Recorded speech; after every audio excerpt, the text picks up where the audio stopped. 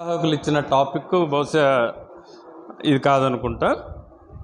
దీంట్లో చిన్న మార్పు, వేరే విషయంలో పెద్ద తేడా లేదు, కానీ శాస్త్ర విజ్ఞానం తత్వశాస్త్రం ఇప్పటి నుంచి ప్రొద్దుటి నుంచి ఆవేశంగా భగత్ సింగ్ గురించి విని పాడి అన్నీ చేసిన తర్వాత, మధ్యాహ్నం పెరుగన్నం తిని తీరిగ్గా కూర్చున్న తర్వాత శాస్త్ర విజ్ఞానం గురించి తత్వశాస్త్రం గురించి చెప్పడం అంటే నా మీద ఏదో కుట్ర జరిగిందని నాకు అర్థమవుతా. వాళ్ళందరికీ వాళ్ళు కొట్టలేక జనాలతో కొట్టించడానికి ఇట్లాంటి ఆలోచన చేశారేమో. సరే, ఏదైనా చేయాలి కదా, మరి తప్పదుగా. మొన్న ఒక సంఘటన జరిగింది మన స్కూల్లో, పెరేచర్ల ఇంటిల్ పబ్లిక్ స్కూల్లో. 9వ క్లాస్ ఒక బాబు వచ్చి వాళ్ళ ఫ్రెండ్స్ అందరితో కలిసి ఒక టీమ్గా వచ్చి, సార్ డ్రీమ్స్ ఏంటి అని అడిగాడు. కళలు అంటే ఏంటి అని.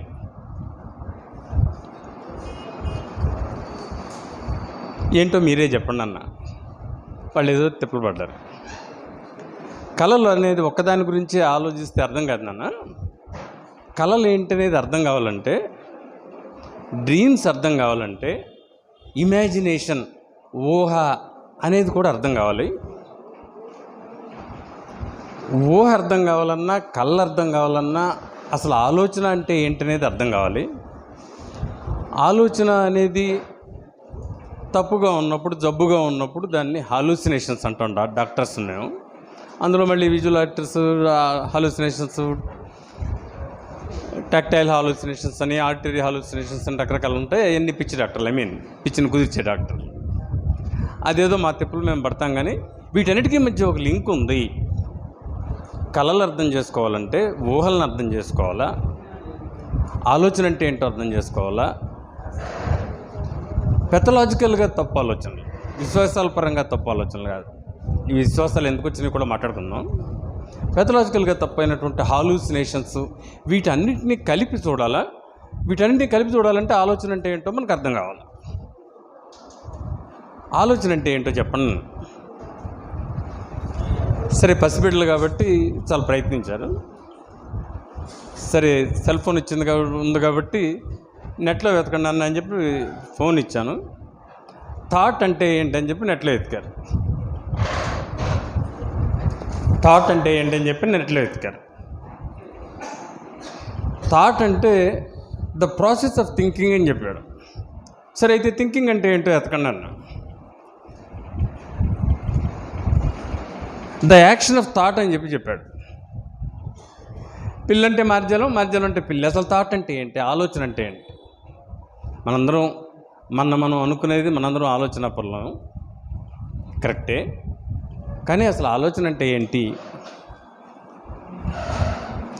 దీనికి జవాబు పాపం పిల్లలు 3 రోజులు వెళ్ళి టీచర్స్ని అందరిని అడిగి నెట్ అంతా కెలికి చాలా చాలా కష్టపడి ఇది చేసిన తర్వాత సరే వాళ్ళకి వివరించడం జరిగింది. టైం ఉంటే వివరిస్తాం. ఇది పిల్లల దగ్గరికి వచ్చిన సందర్భం. మనం స్కూల్ నడుపుతున్నాం కాబట్టి నిన్నే రజతోత్సవాలు పూర్తయిని కొన్ని 100 మంది టీచర్స్ని ఇంటర్వ్యూ చేసి ఉంటాం. Mathematics, MSc mathematics, Nagarjuna university, first class.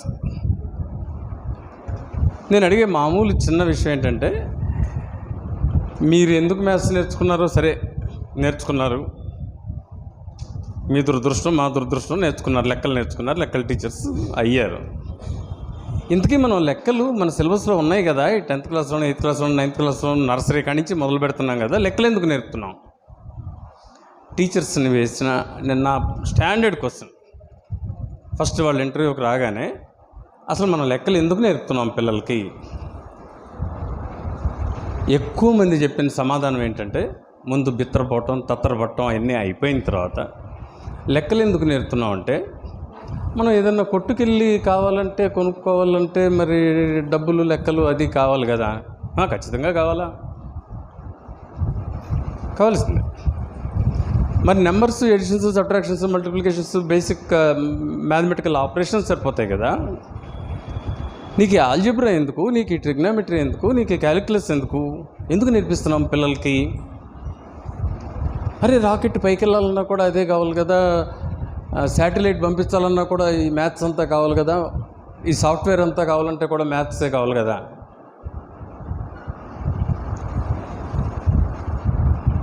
మిత్రులారా, ఇవాళ ఆంధ్రప్రదేశ్లో స్కూళ్ళల్లో 30 లక్షల మంది పిల్లలు చదువుతున్నారు. వీళ్ళల్లో ఎవడు రాకెట్ పంపించబోతున్నాడు, ఎవడు సాఫ్ట్వేర్ రాయబోతున్నాడు, ఎవడు శాటిలైట్ పంపించబోతున్నాడు, వాళ్ళకెందుకు నేర్పుతున్నారు? సమాధానం లేదు. Mathematics MSc master of science mathematics చెప్పిన వాళ్ళ దగ్గర నుంచి సమాధానం లేదు. ఎందుకు నేర్పిస్తున్నాం? అకారణంగానే నేర్పిస్తున్నామా? కాదు, కారణం ఉంది, అది మనకు తెలియదు.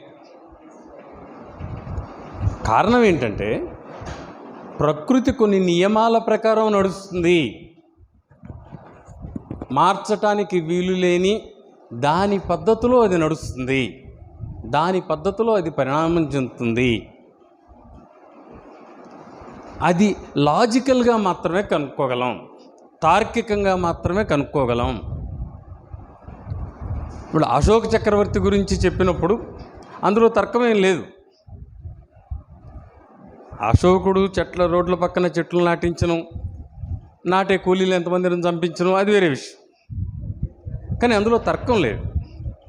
తర్కం ఉండేది ఎక్కడ? రాత్రి మన యానివర్సరీ జరిగింది, దాంట్లో కూడా పేరెంట్స్కి చెప్పింది, ఈ ఐఐటీలు ఈ బోర్డులన్నీ మోసం. తర్కం అనేది ఎక్కడ రావాలా? ఏ సబ్జెక్ట్ నేర్పిస్తుంది తర్కం? అన్ని సబ్జెక్ట్స్ తర్కం మీద ఆధారపడతాయి, కానీ తర్కాన్ని నేర్పించే సబ్జెక్ట్ ఏంటి? తర్కశాస్త్రం అని పేరు పెట్టుకున్న సబ్జెక్ట్ కాదు. దానికంటే కూడా మ్యాథమెటిక్స్ తర్కాన్ని నేర్పిస్తుంది. 3 3 9 తర్కం, 10 ఎందుకు కాదు తర్కం. ఆలోచించాలా, దానికి లాజికల్ కంక్లూజన్కి రావాలా. Any odd number multiplied with any odd number has to be an odd number అనేటువంటి నిర్వచనానికి కంక్లూజన్కి వాడే రావాలి. కాబట్టి ప్రకృతిని అర్థం చేసుకోవటమే ఎడ్యుకేషన్ అయితే, దాంతో నీ భుక్తి నీ భృతి పొందటమే ఎడ్యుకేషన్ అయితే, మానవ జాతిని డెవలప్ చేయటం, ఇంతకంటే ఉన్నతంగా బ్రతికించడమే నీ ఎడ్యుకేషన్ పరమావధి అయితే, దాంట్లో మ్యాథ్స్ యొక్క రోల్ ఏంటంటే ప్రకృతిని అర్థం చేసుకోవటం లాజికల్గా మాత్రమే సాధ్యపడుతుంది. కాబట్టి లాజిక్ని నీకు తెలియకుండానే ప్రతి స్టెప్లో ఇది కాబట్టి ఇది కాబట్టి ఇదే వస్తుంది, ఇది కాబట్టి ఇదే వస్తుంది అని నేర్పే సబ్జెక్ట్ మ్యాథమెటిక్స్. ఆ మ్యాథమెటిక్స్ ఎందుకు నేర్చుకుంటున్నాం అంటే తార్కికంగా ఆలోచించడం కోసం నేర్చుకుంటున్నాం, తార్కికంగా జీవించడం కోసం నేర్చుకుంటున్నాం. ఈ సంగతి ఎంఎస్సీ చదివిన పిల్లలు తెలియదు. వాళ్ళు ఎందుకు లెక్కలు నేర్పుతున్నారు? బడా బడా బడా బడా బడా ఫార్ములాలు తీరంలో రాసేస్తుంటారు. తార్కికంగా ఆలోచించాలా అనేటువంటి విషయం తెలియదు. మీకు చెప్తే ఆశ్చర్యపోతారు. ఎంఎస్సీ చదివినాడికి కూడా 3 3 10 ఎందుకు కాదు అంటే తెలియదు. 3 3 9 అని తెలుసు, మన 3వ క్లాస్ పిల్లలకు కూడా తెలుసు. 3 3 10 ఎందుకు కాదంటే తెలియదు. ఇది ఎందుకు అవును, ఇది ఎందుకు కాదు అనేటువంటి తార్కిక జ్ఞానం నేర్పేది లెక్కలు. శాస్త్రజ్ఞానం గురించి దాన్ని మనం ఏం చేస్తున్నాం అనేటువంటి దాంట్లో ముందు కొన్ని ఉదాహరణలు ఇచ్చి ఆ తర్వాత తత్వశాస్త్రంలోకి వెళ్దాం. దానికి దీనికి ఏమిటి సంబంధం? అట్లాగే ఇట్లాంటి ఉదాహరణలు కొల్లలు. కెమిస్ట్రీ వాళ్ళు వస్తారు, మా కెమిస్ట్రీ టీచర్ ఉద్యోగం ఇవ్వండి అని చెప్పి. వాళ్ళు మామూలుగా అడుగుతా, మీలో కెమిస్ట్రీ ఐడియా ఉన్న వాళ్ళు ఉన్నారనుకుంటున్నా, కనీసం 10 మంది అన్న. ఓకే, శివారెడ్డి అని ఉన్నాడు, సార్ ఎవరో ఉన్నారు, ఓకే రైట్, కనీసం 4 5 అన్నా ఉన్నారు. దాంట్లో పీరియడిక్ క్లాసిఫికేషన్ అనేది ఒకటి ఏడుస్తుంది. దాన్ని మేమందరం బట్టి పెట్టి చావాలా. 10వ క్లాస్లోను 12వ క్లాస్లోను 108 మూలకాలు ఉంటాయి. ఆ 108 మూలకాలని ఒక ఆర్డర్ ప్రకారం ఒక టేబుల్లో వేశారు. పీరియడిక్ క్లాసిఫికేషన్ అప్పచెప్పేసి ఏమంటే నాకు రాదు, నేను అట్టబట్టి ఇవ్వట్లేదు, పట్టను కూడా. పీరియడిక్ క్లాసిఫికేషన్లో 108 మూలకాలే ఎందుకు ఉన్నాయి అని అడుగుతా. 108 ఉన్నాయి, నువ్వు వరుసనే చెప్పేయగలవు. అన్నిటి అటామిక్ నెంబర్లు అటామిక్ వెయిట్లు మొత్తం పిడిగొట్టావు, ఎంఎస్సీలో ఫస్ట్ క్లాస్ వచ్చింది, గోల్డ్ మెడల్ వచ్చింది. కానీ నా ప్రశ్న ఏంటంటే, ఆ పీరియాడిక్ క్లాసిఫికేషన్లో 108 మూలకాలే ఎందుకున్నాయి? సమాధానం లేదు, తెలియదు. అలా అన్నీ ఉన్నాయి అంతే, ఎందుకున్నాయి అనే దానికి సమాధానం లేదు. నేను ఎంఎస్సి వాళ్ళకి చెప్పాల్సి వచ్చినటువంటి పరిస్థితి ఏంటంటే, ప్రాక్టికల్గా నుంచోబెట్టి, నన్ను నుంచో అని చెప్పి ఒక 10 పుస్తకాలు చేతిలో పెట్టి, 20 పుస్తకాలు చేతిలో పెట్టి, ఇంకో కట్ట పట్టరమ్మా అని చెప్పాను. కానీ పిల్లవాడికి అర్థం పడేస్తానని వాటిని అన్ని భరించడానికి తన చేతులు చాలవని. కొంత అయితే భరిస్తుంది, ఒక పుస్తకం అయితే ఓకే, 10 పుస్తకాలు అయితే ఓకే, 100 పుస్తకాలు అయితే ఓకే, 200 పుస్తకాలు ఇస్తే పడేస్తుంది. అట్లాగే పరమాణువులో ఉన్నటువంటి కేంద్రకం న్యూక్లియస్ ఎన్ని ప్రోటాన్లను భరించగలదు, ఎన్ని న్యూట్రాన్లను భరించగలదు, వాటి మధ్య ఉన్నటువంటి గ్లూవాన్స్ను ఎన్నిటిని పట్టి ఉంచగలవు, దాని మీద ఆధారపడి మూలకాలు 108 మాత్రమే ఉన్నాయి. ఇది ఎంఎస్సీ కెమిస్ట్రీ వాళ్ళకి తెలియదు, గుడ్డిగా బట్టి పడతా ఉంటారు. మూలకాలు చెప్పరా అంటే హైడ్రోజను, హీలియము, లిథియము, బోరాను, బెరిలియము, కార్బన్ మొదలవుతుంది. మనకు పిచ్చెక్కేంత గట్టిగా చెప్తారు. కానీ 108 ఎందుకున్నాయి మూలకాలు? మళ్ళీ సమ్మేళనాలు అంటాం కెమిస్ట్రీలో. ఆ సమ్మేళనాలు ఇన్ఫినిట్గా ఎందుకున్నాయి? మూలకాలు ఇన్నే ఎందుకున్నాయి, సమ్మేళనాలు ఇండెఫినిట్గా ఎందుకున్నాయి అనేటువంటి తేడా చెప్పకుండా ఏం బట్టి పడిస్తారు? అయానిక్ బాండ్ బట్టి పట్టిస్తారు, కోవెలెంట్ బాండ్ బట్టి పట్టిస్తారు, కోవెలెంట్ బాండ్ బట్టి పట్టిస్తారు. హైడ్రోజన్ బాండ్ యాంగిల్ ఎందుకు ఎంతో వచ్చింది, అది 26, 27 ఎంతో ఉంది, ఎవడు గుర్తు. అది రాసినాడికి మార్కు, అది రాయినాడికి దెబ్బ. అసలు ఈ బాండ్ ఎందుకు వచ్చింది? అక్కడ 108 ఎందుకున్నాయి? No answer. ఆ ప్రశ్నే వేయలేదు, వేసుకోనివ్వలేదు. అందుకనే క్షమించాలి, అచ్చ తెలుగు వాడుతున్నాను. సజ్జలు తిన్న కోడి సజ్జలు ఎరిగినట్టు ఆ పుస్తకంలో ఉంది, మనం బట్టి పెట్టాం, మళ్ళీ మనం అనేస్తున్నాం. ఏదో వాట్సాప్లో ఒకసారి ఒక మెసేజ్ వచ్చింది సరదాగా, లెక్చర్ అంటే ఏంటి, లెక్చర్ అంటే ఉపన్యాసం అనేది ఉంది, లెక్చరర్ చెప్పే పాఠం అని కూడా ఉంది కదా. పుస్తకాల్లో ఉన్న సమాచారాన్ని ప్రొఫెసర్ మెదడుగుండా పిల్లాడి మెదడులోంచి శూన్యంలోకి పంపించేసే ఒక ప్రక్రియ అంట లెక్చర్. పుస్తకాల్లో ఉంటుంది ఏదో ఒక పదార్థం, అది ప్రొఫెసర్ మెదడులో, అది అక్కడ ఆగదు, అది అక్కడ నిలబడదు, దూసుకుంటా ప్రొఫెసర్ మెదడులోంచి స్టూడెంట్ మెదడులోకి వెళ్ళిపోయి, స్టూడెంట్ మెదడులోంచి శూన్యంలోకి వెళ్ళిపోయేది లెక్చర్ అంటే, బోధించడం. అట్లా తయారైవచ్చు. ఇట్లాగే శాస్త్రం గురించి, శాస్త్ర విజ్ఞానం గురించి మాట్లాడాలంటే చాలా కఠినమైన టాపిక్స్ తీసుకోకర్లా. వీళ్ళ దుంపల దగ్గర నాకు తెలిసి 8వ క్లాస్ నుంచి ఎంఎస్సి బాటనీ, ఎంఎస్సి జువాలజీ వరకు, ఐ మీన్ జువాలజీ కాదు, దాని దగ్గర తర్వాత వస్తుంది, అక్కడ చెప్పరు. కెమిస్ట్రీ వరకు ఏదో టైంలో చెప్పేది మీరు అందరూ వినదే. ఆక్సిజన్ అనగానే పిల్లాడు లేచి రంగు లేదు, రుచి లేదు, వాసన లేదు అని చెప్పాలి, 35 మార్కులు వస్తాయి. దాని అటామిక్ నెంబరు, అటామిక్ వెయిట్, దాని బ్యాలెన్సీ కూడా చెప్తే ఇంకో 35 మార్కులు వస్తాయి. ఆక్సైడ్ సెట్ ఫామ్ అవుతాయి, ఆక్సిడేషన్ రిడక్షన్ రియాక్షన్ సెటప్ చెప్తే 100 మార్కులు వస్తాయి. బాగానే ఉంది, కానీ ప్రాథమికమైంది ఆక్సిజన్కి రంగు, రుచి, వాసన ఎందుకు లేదు, అది కెమిస్ట్రీ పుస్తకంలో ఉంటుంది ఆ సిలబస్. అది ఆక్సిజన్ లక్షణమా? మరి నైట్రోజన్ టోటల్గా అటామిక్ నెంబర్ డిఫరెంట్గా ఉంటుంది, మరి దానికి రంగు, రుచి, వాసన లేదేంటి? మరి కార్బన్ డైఆక్సైడ్, ఈ 2 మూలకాలు సమ్మేళనం, మరి దానికి రంగు, రుచి, వాసన లేదేంటి? వాటర్ వేపరు H2O, దానికి రంగు, రుచి, వాసన లేదేంటి? ప్రశ్నలు లేవు. రంగు, రుచి, వాసన లేదు, రంగు, రుచి, వాసన లేదు, రంగు, రుచి, వాసన లేదు అని బట్టి పట్టం తప్ప ఎందుకు రంగు, రుచి, వాసన లేదు అనే ప్రశ్న లేదు. అక్కడ అసలు విషయం ఏంటి? అవి వాటి లక్షణాలు కాదు. ఉదాహరణకు ఆక్సిజనే తీసుకుంటే రంగు రుచి వాసన లేకపోవటం అనేది ఆక్సిజన్ యొక్క లక్షణం కాదు. మిగతా జీవుల్లో చాలా ముఖ్యంగా మనిషి జ్ఞానేంద్రియాల మెదడు యొక్క లక్షణం. ఎందుకంటే అట్మాస్ఫియర్లో, వాతావరణంలో 1 or 2% ఉండే మిగతా తీసేస్తే రఫ్గా 80% నైట్రోజన్ ఉంటుంది, 20% ఆక్సిజన్ ఉంటుంది. 20% ఆక్సిజన్ 80% నైట్రోజన్ లోపలికి తీసుకుని మళ్ళీ తిరిగి ఎక్సలేషన్ అప్పుడు ఊపిరి బయటకు వదిలేటప్పుడు 80% నైట్రోజను, 16% ఆక్సిజన్, 4% కార్బన్ డైఆక్సైడ్ వదులుతుంటాం. వీటికి ఒక వాసన అనేటువంటి వాసన అంటే నర్వ్ సెల్స్ ముక్కులో ఉన్నటువంటి నర్వ్ ఎండింగ్స్ స్టిమ్యులేట్ అవ్వాలి. స్టిమ్యులేట్ అయితే ఎనర్జీ ఖర్చు అవుతుంది. అక్కడి నుంచి బ్రెయిన్కి ఆల్ఫాక్టరీ లోబ్స్ అంటాం, ఇక్కడ ఉంటాయి. తిన్నగా ఇట్లా వెళ్తే ఆల్ఫాక్టరీ లోబ్ అని బ్రెయిన్ పార్ట్ వస్తుంది. అది యాక్టివేట్ అవ్వాలి. అది అక్కడి నుంచి మిగతా ఊరంతా తిప్పి తీసుకొచ్చి ఫ్రాంటల్ కార్టెక్స్ తీసుకెళ్ళి ఇది ఈ వాసన వస్తుందని చెప్పాలి. కొన్ని కోట్ల నర్వ్ సెల్స్, నాడీ కణాలు పనిచేయాల్సి వస్తుంది. పనికి మాలిన పని కదా.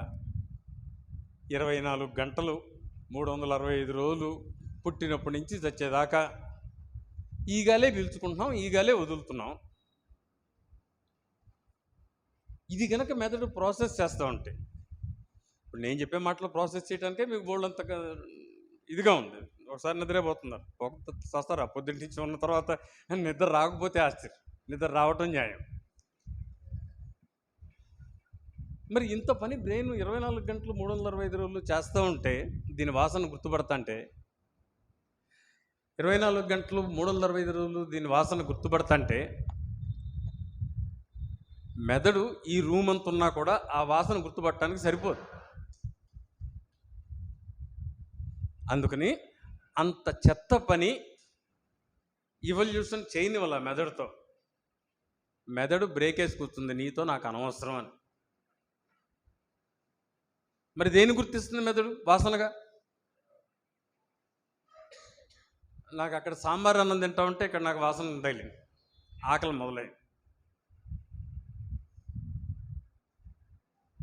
అట్లాగే ఏ సల్ఫర్ డైఆక్సైడో, హైడ్రోజన్ సల్ఫైడో, సల్ఫర్ ట్రైఆక్సైడో, క్లోరిన్ ఇట్లాంటివి అన్నీ ఉంటే ఇమ్మీడియట్గా మనకు వాసన తెలుస్తుంది. ఇంకా రకరకాల అంటే మెదడు దేని వాసన గ్రహించడానికి, దేని వాసన గ్రహించడానికి ఇవాల్వ్ అయింది. నీ ఆహారం వాసన నువ్వు గుర్తుపట్టాలా, లేదా నీ ప్రమాదం వాసన నువ్వు గుర్తుపట్టాలి. అందుకోసం మెదడు పరిణామం చెందింది. అట్లాంటి మెదడు ఆక్సిజన్ వాసన, నైట్రోజన్ వాసన, వాటర్ వేపర్ వాసన, కార్బన్ డైఆక్సైడ్ వాసన, ఈ పనికిమాలిన వాసనలన్నింటినీ గుర్తించదు. ఇది ఎవరికి చెప్పాలా? బయాలజీ స్టూడెంట్స్కి చెప్పాలి. ఎవరికి చెప్తున్నారు? కెమిస్ట్రీ టీచర్స్ చెప్తారు. ఎందుకని? తత్వశాస్త్రంలో లోపం. ఏది ఎక్కడ ఎవరికి ఎప్పుడు ఎట్లా చెప్పాలో, ఎందుకు చెప్తున్నామో తేల్చాల్సింది తత్వశాస్త్రం. కాబట్టి తత్వశాస్త్రంలో అజ్ఞానమై సమాచారాన్ని మాత్రమే పోగేసుకున్నటువంటి అకాడమిషియన్స్ చేసినటువంటి సిలబస్ కాబట్టి బయాలజీలో చెప్పాల్సినటువంటి చిన్న విషయాన్ని కెమిస్ట్రీలోకి తీసుకెళ్ళి పెట్టి ఎందుకు చదివారు నువ్వు అది తెలియదు, ఎందుకు దానికి వాసన లేదు ఆక్సిజన్కి తెలియదు. రైట్. ఇట్లాంటి ఉదాహరణలు మనం చెప్పుకుంటూ వెళ్తే ఇక భాషాశాస్త్రంలోకి వెళ్తే భాషల్లో తెలుగు ఇంగ్లీష్ భాషల్లో ఉన్న పాఠాలను తీసుకుని చెప్తే నోటితో నవ్వరు, నోటితో ఏడరు, అంత అన్యాయంగా ఉంటాయి. సో మిత్రులారా, విజ్ఞాన శాస్త్రం చాలా డెవలప్ అయింది. లాజికల్గా మాత్రమే మనిషి ఆలోచించగలడు, లాజికల్గా మాత్రమే పనిచేయగలడు. ఈ బిలీఫ్ అనేది, ద బిలీవింగ్ మైండ్ ఎందుకు వచ్చింది, ఈ నమ్మకం ఎందుకు వచ్చింది? మార్క్స్ అన్నట్టు ఓదార్పు, ఇంకా రకరకాలు ఉన్నాయి, వస్తాను వాటికి. ఈ లోపల లాజికల్గా ఆలోచించే మైండ్ లాజికల్ కంక్లూజన్స్కే వచ్చింది. ఇప్పుడు కూడా కొంతమంది మూర్ఖులుండి భూమి గుండ్రంగా లేదు, భూమి బలపరుపుగానే ఉంది, ఫ్లాట్ ఎర్త్ సొసైటీ వాళ్ళందరూ ఉన్నారు. వాళ్ళు పైగా విమానాల్లో తిరుగుతా ఫ్లాట్ ఎర్త్ సొసైటీ అని చెప్తుంటారు. సరే, అట్లాంటి వాళ్ళు కావాలని వాళ్ళ వృత్తి అది. నిజాన్ని ప్రచారం చేసుకోవటమే వృత్తిగా కలిగినటువంటి మతాలు, అది ఏ మతమైనా కానివ్వండి. సారీ అబద్ధాలను ప్రచారం చేసుకోవటం మాత్రమే వృత్తి కాబట్టి దాని మీదే బ్రతికే వాళ్ళు ప్రచారం చేసుకుంటారు. కానీ మనం బతకాలి కదా, బతకాలంటే ఆలోచించాలి, లాజికల్గానే ఆలోచించాలి. అందుకని శాస్త్రీయ విజ్ఞానం తయారవుతూనే ఉంటుంది, పెరుగుతూనే ఉంటుంది, పరిణామం చెందుతూనే ఉంటుంది. అయితే ఈ శాస్త్ర విజ్ఞానానికి తత్వశాస్త్రానికి మధ్య కనెక్షన్ ఎక్కడ? ఇప్పుడు నేను చెప్పిన ఉదాహరణలన్నీ. ఇంత జ్ఞానం ఒకవైపు నేర్చుకుంటా కూడా ఇంత జ్ఞానులుగా ఎందుకు మిగులుతున్నాం? తత్వశాస్త్రం గైడెన్స్లో నడిచినటువంటి జ్ఞాన సంపార్జన వేరు, తత్వశాస్త్రం గైడెన్స్లో లేనటువంటి జ్ఞాన సంపార్జన తప్పు. ఉదాహరణకి ఇందాక నేను చెప్పిన ఉదాహరణే, అదే పీరియాడిక్ క్లాసిఫికేషన్ తీసుకుంటే వరుసనే పెరుగుతూ ఉంటాయి. +1 వ్యాలెన్సీ లిథియం దగ్గర మొదలైతే ఆ చివరిలో ఆర్గాన్ ఏదో ఉంటుంది 10, అక్కడ దాకా వెళ్ళిన తర్వాత 1 2 3 4 వస్తుంది మధ్యలో కార్బన్, మళ్ళీ -3 -2 -1 మళ్ళీ 0. ఇది దేన్ని సూచిస్తోంది? ఇక్కడి నుంచి మొదలైందో మళ్ళీ అక్కడికి తిరిగి వస్తాం. దాన్ని చుడితే పీరియాడిక్ క్లాసిఫికేషన్ రాసిన పేపర్ను చుడితే ఆ సర్కిల్ కనపడుతుంది. మరి నెక్స్ట్ సర్కిల్ ఏంటి? దాని తర్వాత లిథియం తర్వాత సోడియం దగ్గర మొదలయ్యి ఇంకో దాని దగ్గర అవుతుంది, ఆర్గాన్ తర్వాత జీనానో ఏదో ఉంది దాని దగ్గర అవుతుంది. ఆ పీరియాడిక్ టేబుల్ చూస్తేనే మీకు క్లియర్గా ఏమర్థమవుతుందంటే quantitative change leads to qualitative change అనేది అర్థం. పరిమాణాత్మక మార్పు గుణాత్మక మార్పుగా చేరుతుంది అనేటువంటిది పీరియాడిక్ క్లాసిఫికేషన్ చూస్తే తత్వశాస్త్రం తెలిసిన వాడికి అర్థమవుతుంది. తెలవకపోతే ఏమైంది, నాకు పీరియాడిక్ క్లాసిఫికేషన్ తెలిసింది కదా.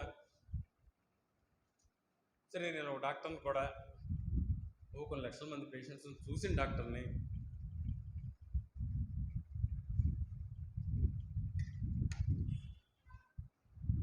మేము మెడిసిన్ పూర్తి చేసిన టైంలో డేవిడ్సన్ టెక్స్ట్ బుక్లో లాస్ట్ పారాగ్రాఫ్లో రాసినటువంటి యాంజియోగ్రామ్లు, బైపాస్లు, స్టెంట్లు ఇవాళ గుంటూరులో, ఒంగోలులో కూడా రోజుకు 10ల సంఖ్యలో జరిగిపోతాం.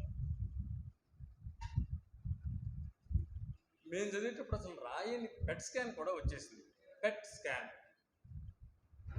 ఇవాళ ఏ క్యాన్సర్ అయినా ఎక్కువ కాలం ఎట్లా బతికించగలుగుతున్నాం అంటే పెట్ స్కాన్ ఉపయోగించి బతికించగలుగుతున్నాం. డబ్బులు లేక, ఆర్థిక పరిస్థితి లేక పెట్ స్కాన్ తీసుకోవాల్సిన సంగతి కదా నేను మాట్లాడుతున్నాను. సామాజిక విషయం, మన శాస్త్రజ్ఞానం తత్వశాస్త్రమే మాట్లాడుతున్నాం. ఆ పెట్ స్కాన్ అంటే ఏంటి అసలు? Positron emitting tomography. Positron emitting tomography. Sir J J Thomson ఎప్పుడో 150 ఏళ్ల క్రితం ఎలక్ట్రాన్ కనుక్కుంటే పాజిట్రాన్ ఏంటి 20 ఏళ్ళు ఏంది కనుక్కుని? 130 ఏళ్ళ మధ్యలో మనం ఏం చేస్తున్నాం? ఏం చేయట్లా, చీకట్లో ఎదుగుతూ ఉన్నాం, దొరికిన పెద్దాన్ని జేబులో వేసుకుంటున్నాం, ఏది ఎందుకు పనికి వస్తుందో తెలియదు. ఆ తర్వాత అన్నీ కలుపుకుని పనికొచ్చేదాన్ని ఏదో ఎదుర్కొంటున్నాం. అట్లా శాస్త్రం తయారవుతుంది. తత్వశాస్త్రం యొక్క గైడెన్స్ లేకపోవడం. అదే తత్వశాస్త్రం యొక్క గైడెన్స్ కనుకుంటే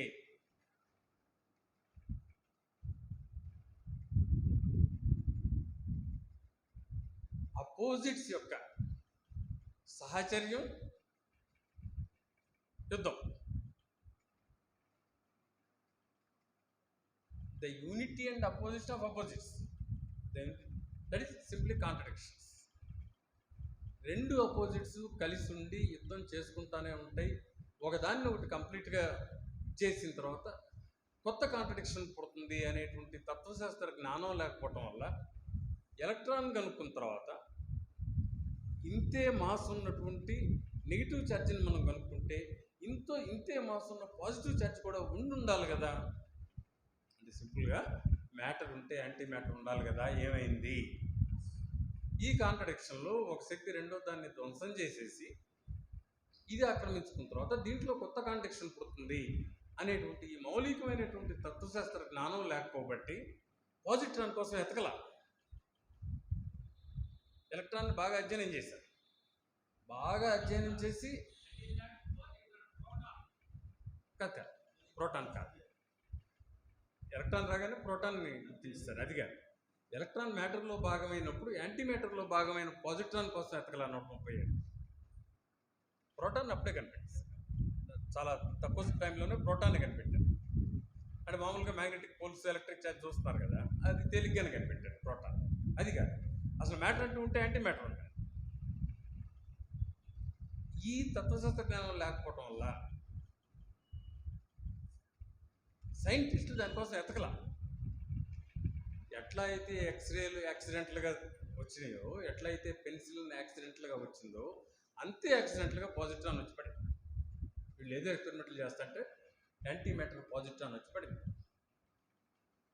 ఎప్పుడో చచ్చిపోయిన యాంటీ మ్యాటర్ని మళ్ళీ తిరిగి మనిషి తయారు చేసుకుని దాంతో స్కానింగ్ చేయడం నేర్చుకుని, క్యాన్సర్ ఇంత చిన్న మొలక 2 మిల్లీమీటర్లు సైజ్ క్యాన్సర్ ఇది ఎక్కడున్న శరీరంలో పెట్ స్కానింగ్ తీస్తే కనపడుతుంది. ఎందుకు ఎతకలేదు మరి 130 ఏళ్ళు? ఈ తత్వశాస్త్రం తెలియదు కాబట్టి. ఎలక్ట్రాన్ ఎత్తిన సర్ జేజే థామ్సన్ కానీ, ఆయన తర్వాత వచ్చిన రదర్ఫర్డ్ కానీ, ఆయన తర్వాత వచ్చిన బోర్ కానీ, ఆయన తర్వాత ఆల్డిరాడ్ కానీ, ఆ తర్వాత వచ్చిన ఐన్స్టీన్ కానీ, హైసెన్బర్గ్స్ కానీ, వీళ్ళందరికీ ఈ తత్వశాస్త్ర మూల సిద్ధాంతాలు తెలియకపోవటం వల్ల మెటాఫిజిక్స్ అంటాం. అది అట్టా ఉంది అంతే. అది అట్టా ఉండటంలో ఉండేటువంటి చలనశీలత కానీ, ఈ కాంట్రడిక్షన్ కానీ తెలవకపోవటం వల్ల వాళ్ళు వాటి కోసం ఎతకల. సపోజ్ మీరు మీ బెడ్రూమ్లోకి వెళ్ళి వెతుకుతున్నారు, దేనికోసం వెతుకుతున్నారో మీకు తెలియకపోతే మీ చేతికి దొరకదు. దేనికోసం వెతుకుతున్నారు? దువ్వుల కోసం వెతుకుతున్నారా, పెన్ కోసం వెతుకుతున్నారా, సెల్ ఫోన్ కోసం వెతుకుతున్నారా, దేనికోసం వెతుకుతున్నారో తెలిస్తే 5 నిమిషాలు కాకపోతే ఎంత మందం వెతికైనా అరగంట సేపు తెలుస్తుంది. కానీ దేనికోసం వెతుకుతున్నామో తెలియకుండా వెతుకుతుంటే ఆ దేనికోసం వెతకాలో చెప్పేది ఏంటి? తత్వశాస్త్రం.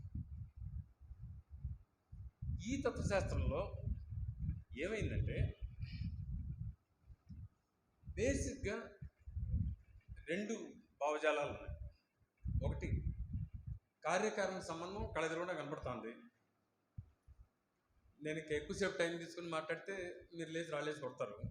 కార్యకారణ సంబంధం లేదు, మీరు అక్కడే కూర్చున్నారు, మీ నడుములు నొప్పులు పడతాయి. కార్యకారణ సంబంధం. కార్యకారణ సంబంధం నిత్యం కనపడతానే ఉంది. కానీ ఈ కార్యకారణ సంబంధం ఎట్లా ఎతకాలో అర్థం కానప్పుడు యాక్సిడెంట్లుగా ఎతకడం జరుగుతుంది. ఆ యాక్సిడెంటల్గా ఎతకటం వల్లే సైన్స్ ఇంత లేట్ అవుతుంది, ఇంత డిలే అవుతుంది. అందుకనే రదర్ఫర్డ్ శిష్యులు ఎవరు పాజిట్రాన్ కోసం ఎతకలేదు, ఇంకా ఎవరో దారిపోయే కన్నా కలుపుకొని అనుకోకుండా పాజిట్రాన్ జరిగితే మానవ జాతికి ఇంత మేలు జరిగింది. మనం మానవ జాతి గురించి మాట్లాడతాం కాబట్టి శాస్త్ర విజ్ఞానానికి తత్వశాస్త్రానికి ఒక కనెక్షన్. మళ్ళీ తత్వశాస్త్రంలో కార్యకారణ సంబంధాలు ఎత్తుకుతున్నాం కదా. మరి ఈ భూమిని ఎవడు సృష్టించాడు?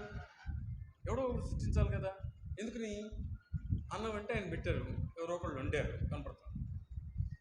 ఫ్యాన్ అంటే ఎవరో ఒకళ్ళు వేసారు, కనపడుతుంది. కరెంట్ ఆగిపోతే అది పోతుంది, కరెంటు వస్తే తిరుగుతుంటుంది, అందరికీ కనపడుతుంది. ప్రతి చాట కార్యకారణ సంబంధం కనిపించినప్పుడు ఈ భూమి ఎట్ట పుట్టింది, సరే భూమి పొరువెంత గిరివెంత అది లెక్కలు టీచర్లు ఏదో లెక్కలు వేస్తారు, చెప్తారు. తర్వాత అసలు ఎట్లా పుట్టింది, ఇది తత్వశాస్త్రం. అదేదో బిగ్ బ్యాంగ్ అంట. ఆ బిగ్ బ్యాంగ్ దగ్గరికి అదంతా ఎట్లా వచ్చింది మళ్ళీ ప్రశ్న. అందుకని ఎవరికైనా బుద్ధున్నాడికి ఓపుకున్నంతసేపు ఆలోచించిన తర్వాత ఏమి అనుబుద్ధి వేస్తుంది, ఏది తేలిగ్గా ఉంటుంది, ఏది ప్రశాంతంగా ఉంటుంది. అదేదో సినిమాలో ధర్మవరపు సుబ్రహ్మణ్యం గారికి శాంతం ప్రశాంతం అన్నట్టు ఏది ప్రశాంతంగా ఉంటుంది? దేవుడు ప్రశాంతంగా ఉంటుంది. దేవుడు సృష్టించాడు ఇవన్నీ అనుకుంటే మనశ్శాంతిగా ప్రశాంతంగా ఉంటుంది. అసలు ఇంకా దాని గురించి ఆలోచించక్కర్లా.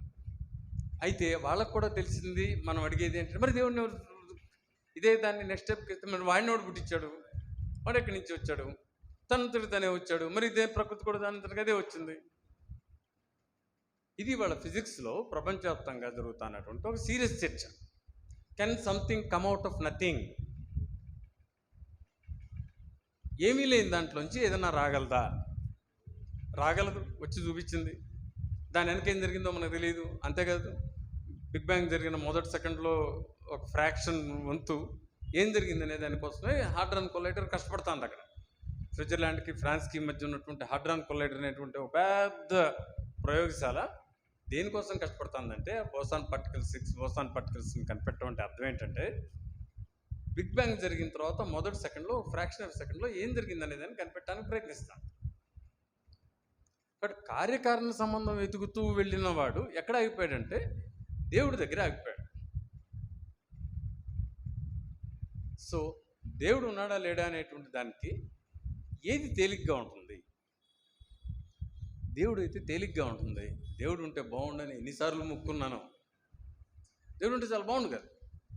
మనకి ఈ గోలంతా ఉండేది కాదు, ఈ మీటింగ్లో అవసరం ఉండేది కాదు. నేను అక్కడి నుంచి డ్రైవ్ చేసుకుంటూ వచ్చి సోలిపోయి మాట్లాడాల్సినంత అవసరం ఉండేది కాదు. ఆయనే చూసుకునేవాడు కాబట్టి గోలే లేదు. సమస్యల్లో దేవుడు లేకపోవటమే మన కంప్లైంట్. దేవుడు ఉన్నాడని కాదు, దేవుడు లేకపోవటం మన ప్రాబ్లం. దేవుడు లేడన్న నిజాన్ని ఒప్పుకోలేని జనాలతో మన ప్రాబ్లం. దేవుడు అనేటువంటి ఐడియా గివ్స్ కంఫర్ట్.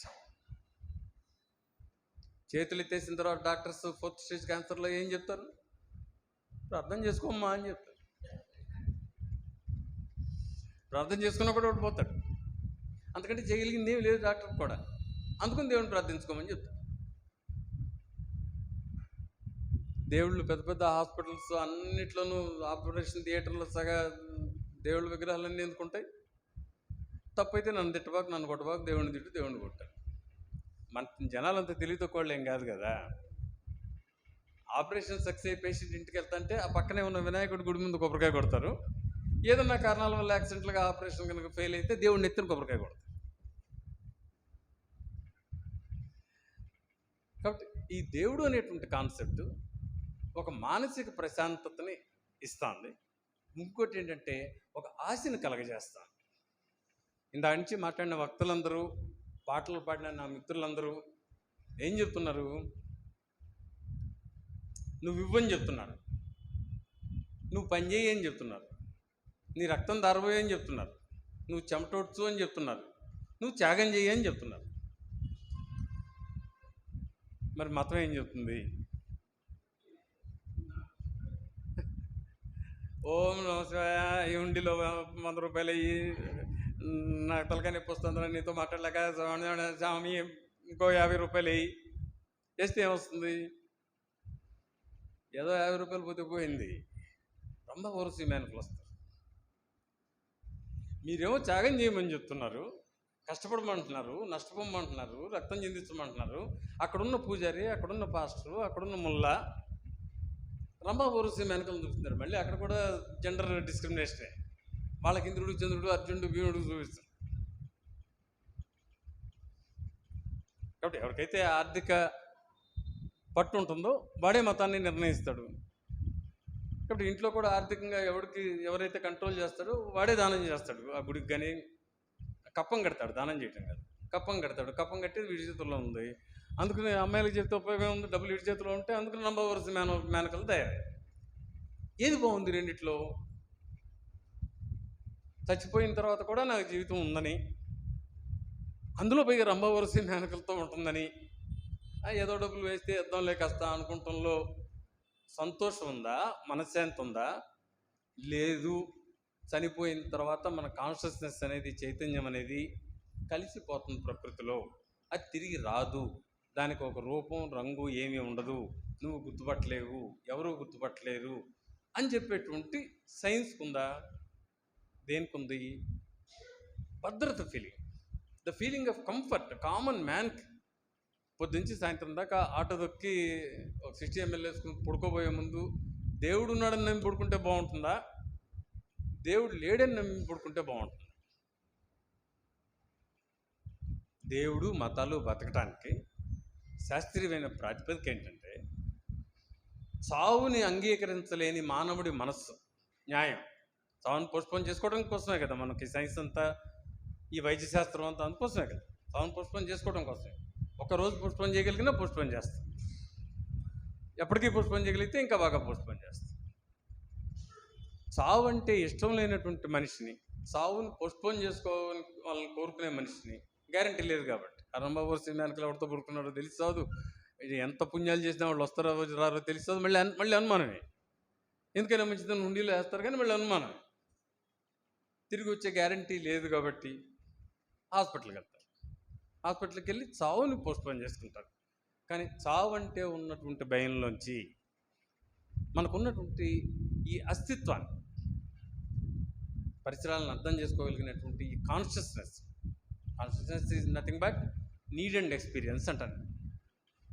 దీన్ని అర్థం చేసుకోవటానికి, దీన్ని వదలకుండా ఉండటానికి, వదిలిపోవడం అది మారిపోతుంది అనేది నిజం, it's a matter of time అనేది నిజం. కానీ మనకి ఇష్టం లేదు. నీకు పరలోకంలో ప్రభువు ఉన్నాడు, ఆ ప్రభు ఏం చేస్తాడో నాకు తెలియదు, ఇంకేదో చేస్తాడు. వీడు కనీసం లంచం ఇస్తున్నాడు, వాడేమో నిప్పులు వేసి కలుస్తానంటున్నాడు, వాడు ఇంకా పెద్ద ప్రమాదకారి. లంచం వచ్చిందో లేదో తర్వాత సంగతి, వాడు అక్కడికి వెళ్తే ఏం చేస్తాడో అన్న భయం. సో మిత్రులారా, తత్వశాస్త్రం మీద క్లారిటీ లేకపోవటం వల్ల ఇది వచ్చింది. తత్వశాస్త్రాన్ని బేసికల్గా ఎట్లా విభజిస్తారంటే థీజము, ఎథీజము. దేవుడు ఉన్నాడు లేడు. థీజం అనే దాంట్లో మళ్ళీ మోనోథిజము, పాలిథిజము. మోనోథిజం అంటే ఒక్కడే దేవుడు, పాలిథిజం అంటే ముక్కోటి దేవతలు. పాలిథిజం ఒక హిందూయిజంలోనే ఉంది. ఎందుకంటే ఇది ఒక వ్యక్తి ఒక యుద్ధంలో గెలిచి లేదా ఒక యుద్ధంలో అమరవీరుడయ్యి అతని చుట్టూ ఏర్పడినటువంటి ఇది కాదు. దాని పేరు మీద ఒక పుస్తకము, దానికి ఒక హిస్టరీ, టైం ఫ్రేమింగ్ ఇదంతా లేదు. మీ ఊళ్ళో వెంకాళమ్మ ఉంది, పక్క ఊరికి వెళ్ళావు, మా ఊళ్ళో చెంగాళమ్మ ఉంది, అయితే ఓకే, మా అప్పేరా, మా చెంగాళమ్మకి మీ వెంకాళమ్మ అప్పే. ఇంక్లూజివిటీ. ఈ ఇంక్లూజివిటీగా పెరిగినటువంటి ఒక ట్రైబల్ మతం పాలిథిజంగా పెరిగింది. అట్లా కాకుండా యుద్ధాల తర్వాత, అది రోమన్ యుద్ధం అన్నా కానివ్వండి, అది ఎడారి యుద్ధం అన్నా కానివ్వండి, ఈ అబ్రహామిక్ రిలిజియన్స్ అన్నీ మోనోథిజం. ఒకటే గాడ్ ఉంటాడు అని చెప్పి వాళ్ళు, చాలామంది గాడ్స్ ఉంటారని వీళ్ళన్నీ చెప్పేది ఏంటంటే క్రియేషనిజం. వాడెవరో తయారు చేశాడు, సరే వీళ్ళేమో దానికి ఇంకా యాడ్ చేశారు. బ్రహ్మ తయారు చేస్తాడు, విష్ణు సంరక్షిస్తాడు, శివుడు నాశనం చేస్తాడని.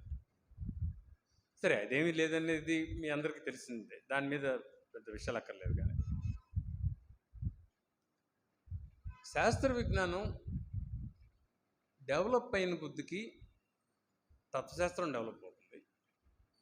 జ్ఞానం డెవలప్ అయిన తర్వాత చావు గ్యారంటీ అని తెలిసిన తర్వాత కుక్కకి తెలియదు చావు గ్యారంటీ అని, మనిషికి తెలిసిన తర్వాత భయం, ఆ భయం నుంచి తప్పించుకోవడానికి దేవుడు. అది కాదు కదా, ఇది నిజం కదా అని చెప్పి ఎథిజం. ఈ ఎథిజంలో ఏముంది? ఎథిజంలో మళ్ళీ రెండు ఉన్నాయి.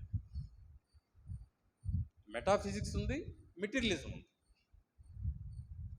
మెటీరియలిజంలో కూడా మళ్ళీ డైలెక్టికల్ మెటీరియలిజం ఉంది.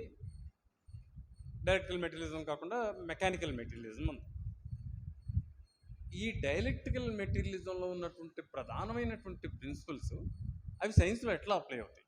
ఇందాక చిన్న ఉదాహరణలు చెప్పాను కదా. మీరు ఏం చెప్తుంది డైలెక్టికల్ మెటీరియలిజం? సరే, దేవుడు లేడనేది చాలా చిన్న విషయం డైలెక్టికల్ మెటీరియలిజం చెప్పేది. కానీ ప్రకృతి లక్షణాలను ఏ విధంగా చెప్తుంది? The unity and fight of opposites చెప్తుంది. ప్రతి దాంట్లోనూ రెండు ఉంటాయి, ఆ రెండు కొట్టుకుంటూ ఉంటాయి. ఒక దశకు వచ్చిన తర్వాత దాన్ని ఒకటి గెలుస్తుంది, ఆ క్యారెక్టర్ కూలిపోతుంది, కూలగానే కొత్త కాంటెక్షన్ మొదలవుతుంది. ఇది ఒక సిద్ధాంతం. ద నెగేషన్ ఆఫ్ నెగేషన్, మన వాళ్ళు అంటారు పెద్దవాళ్ళు, పెరుగుట విరుగుట కొరకే, వయ్యని పెరిగి మళ్ళీ తిరిగి రావాలి. ఈ రకంగా ఒక స్పైరల్గా ఎవల్యూషన్ జరుగుతుంది ప్రకృతిలో అనేటువంటిది ఒక సిద్ధాంతం.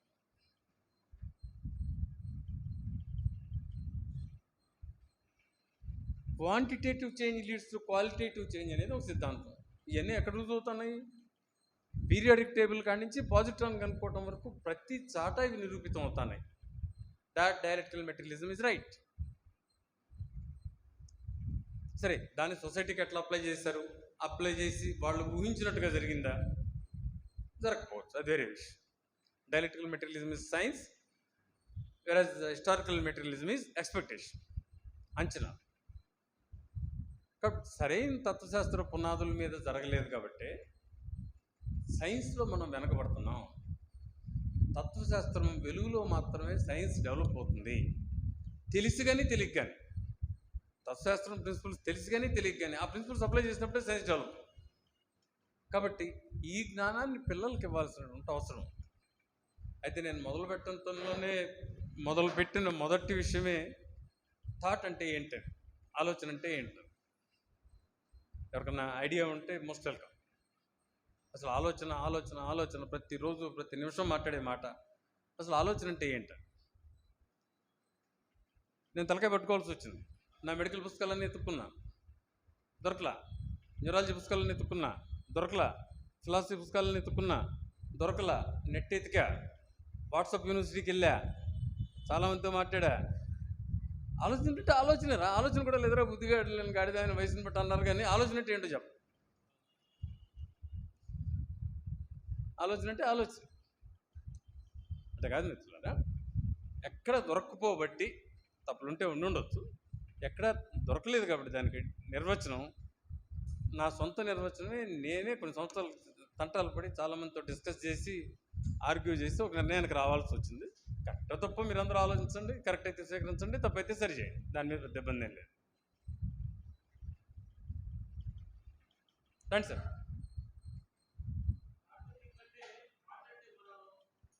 రండి సార్, ఎక్కడండి, ఇక్కడికి వస్తే బాగుంటుంది.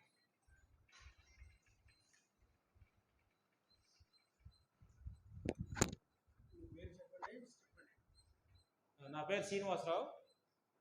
ఇప్పుడు సార్ అడిగిన దానికి క్వశ్చన్కి థాట్ అంటే ఆలోచనే, థింక్ అంటే ఆలోచనే. థాట్ అంటే మనం మనసులో నుంచి చేసి మన మైండ్లో నుంచి చేసేదాన్ని ఆలోచన. థింక్ అంటే ఒకదాన్ని ఉంది అక్కడ, దాన్ని మనం వేరే రకంగా మార్చి చేసేదాన్ని థింకింగ్ అంటే అన్న ఆలోచన.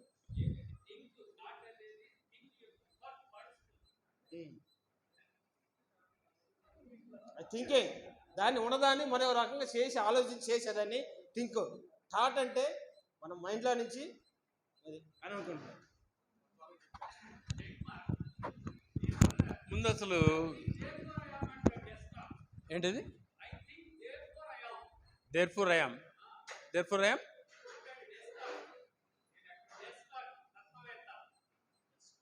I don't think so. అంతే కదా, న్యాచురల్గా అట్లా. అది మనిషికి మాత్రమే సంబంధించింది. ఆలోచించకుండా కూడా దీంట్లో ఉండొచ్చు కదా, బ్రెయిన్ డెడ్ సిచ్యువేషన్లో ఉండొచ్చు. కాబట్టి లైఫ్ అంటే ఏంటనేది తెలియాలి. లైఫ్ అంటే సరైన నిర్వచనం లేకుండా జీవం అంటే ఏంటి అంటే మళ్ళీ బయాలజీ పుస్తకాలన్నింటిలోనూ నాన్సెన్స్ రాస్తారు. ఏది గాలి పీల్చుకునేది, అన్నం తినేది, ఒంటెలు పోసుకునేది, పిల్లల్ని అనేది అది జీవం, అది కాదు యాక్చువల్గా నిర్వచనం. ఇప్పుడు మీరు థాట్ అంటే ఆ థింకింగ్ దాన్ని ఉన్నదాన్ని అని చెప్తున్నారు కదా. ఇప్పుడు ఇంగ్లీష్ గ్రామర్లోకి వెళ్ళాల్సిన పరిస్థితి తీసుకొచ్చారు. థింక్ అనేది వెర్బ్, థింక్, థాట్, థింకింగ్, ఇవన్నీ వెబ్ ఫామ్స్. అందులో ఉన్నటువంటి ఒక థాట్ మళ్ళీ ఇది నౌన్ ఫామ్, ఆలోచన అనేది. కాబట్టి మీరు వేరే కొద్దని చెప్పలా, నౌన్ ఫామ్ని వెబ్ ఫామ్లోకి మార్చి చెప్పారు. థింక్ అనేది V1 form verb, think, thought, thinking. ఆ దాంట్లోంచి థాట్ అనేది నౌన్ కూడా, ఆలోచన అనేది నౌన్. ఆలోచించడంలో ఈ 4 టెన్సులు ఉన్నాయి, ఆలోచన అనేది నౌన్. అది కాదు నేను అడుగుతాను, అసలు ఆలోచన అంటే ఏంటి? అవునా కాదా అనేది నిర్ణయించుకో. ఓకే, ఏంటి సార్?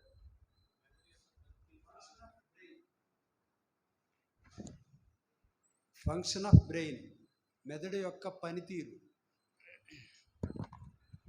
నేను చిన్నప్పుడు కప్పలు డిసెక్షన్లు చేశాను, వాటికి కూడా మెదడు ఉంది. కప్పకు కూడా ఆలోచన ఉందా?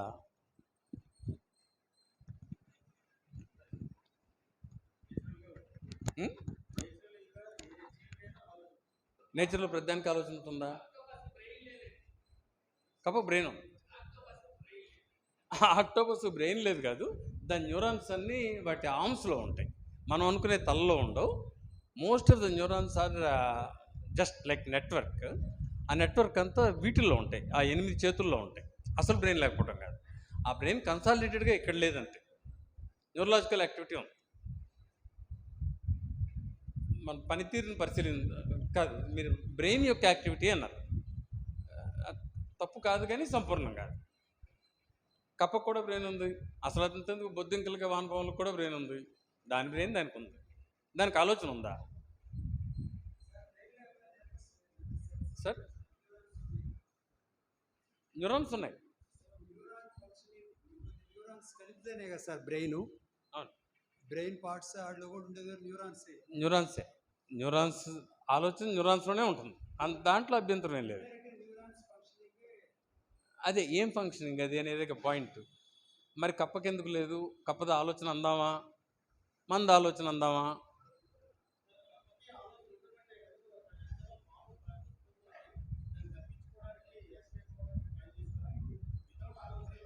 ఓకే, కప్పకు ఆలోచన ఉందనే దానికంటే కూడా కప్ప కంటే ఒక పెద్ద దాని దగ్గరికి వెళ్దాం.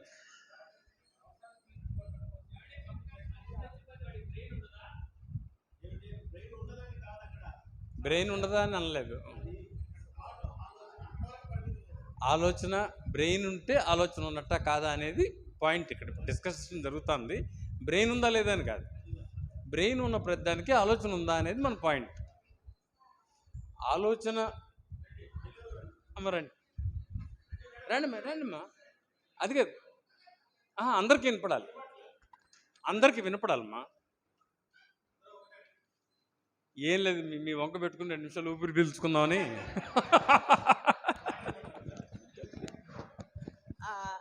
జంతువులకి ఆలోచన ఉంటుందా ఉండదా, మనుషులకి ఆలోచన ఉంటుందా అని అంటే, జంతువులకి ఆలోచన ఉండబట్టే ఇప్పుడు పాము మింగుతుంది అన్నప్పుడు కప్ప తప్పించుకోవడానికి అవకాశం ఉంటుంది. అట్లా వాటిని అవి సర్వైవ్ చేసుకోవడానికి ఆలోచన ఉంది, కానీ సృజనాత్మకత అనేది ఉండదు అని నా అభిప్రాయం.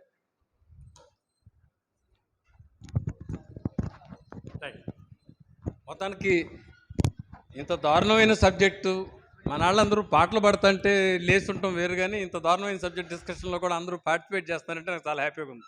సార్ వస్తున్నారు, ఏమన్నా మాట్లాడుతున్నారా? రాస్తారండి.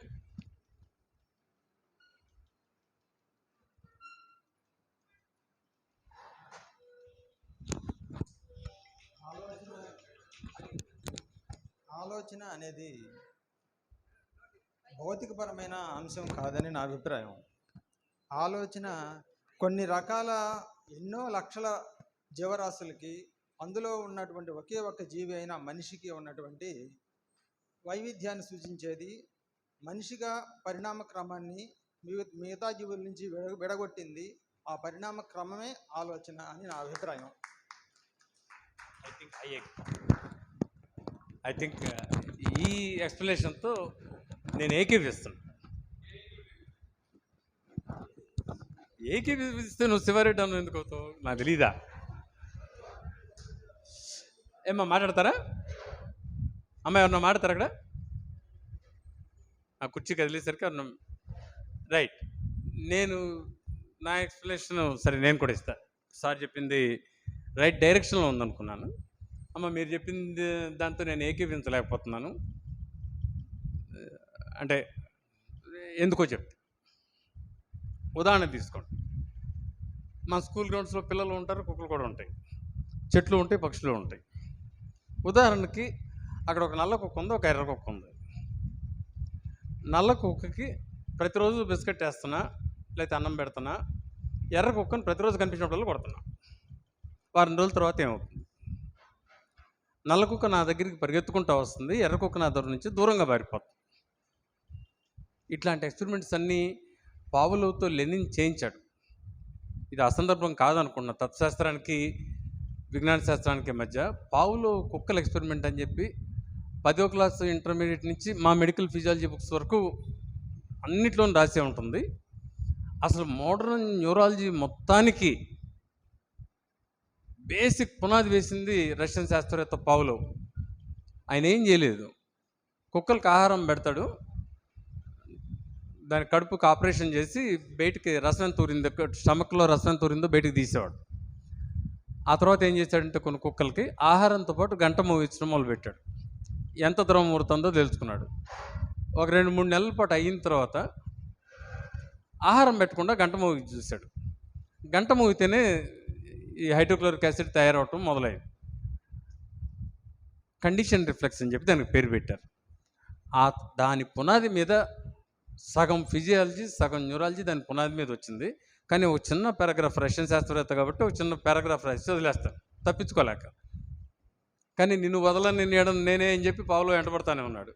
అయితే ఇక్కడ విషయం ఏంటంటే, ఇది మొదటి ప్రపంచ యుద్ధం అయిపోయిన తర్వాత రెండో ప్రపంచ యుద్ధానికి ముందు రష్యా అత్యంత దారుణమైనటువంటి ఆర్థిక సంక్షోభంలో ఆకలి రాజ్యంగా ఉన్నప్పుడు, ఇంక్లూడింగ్ వ్లాదిమిర్ లెనిన్ కూడా మొత్తం దేశంలో అందరికీ 2 పూట్ల రేషన్ ఆహారం ఇస్తా అన్నప్పుడు దేశం, లెనిన్ బై డిక్రీ, జీవో అంటాం కదా మనం, బై డిక్రీ పావులో కుక్కలకి ఫుల్ మీల్ పెట్టండి, పావులోకి కాదు, పావులోకి కూడా కంట్రోల్ మీల్సే, 2 మీల్సే, కానీ పావులో ఎక్స్పెరిమెంట్స్ చేస్తాను కుక్కలకు మాత్రం ఫుల్ మీల్ పెట్టండి అని చెప్పి డిక్రీ ఇస్తాడు. ఎందుకంటే అది ఇవాళ మన కోసం కాదు, భవిష్యత్తు మానవాళి కోసం, భవిష్యత్తులో కోట్లాది ప్రజలకు కావాల్సిన ప్రయోజనాలు జరగటం ఈ ఎక్స్పెరిమెంట్స్లో ఉంది కాబట్టి ఆ పావులో కుక్కలకు ఫుల్ మీల్ పెట్టండి అంటాడు. అది తత్వశాస్త్రం, విజ్ఞాన శాస్త్రాన్ని గెలిపించే తత్వశాస్త్రం. అది దాన్ని అట్లా వదిలిపెడితే దాని మోడిఫికేషనే నేను చెప్తున్నా, నేను సొంతంగా కనిపెట్టి చెప్పాను అనేటువంటి అనవసర భుజకీర్తులు నాకు అవసరంలే. మన నల్లకుక్క ఎర్రకుక్క దగ్గరికి వద్దాం.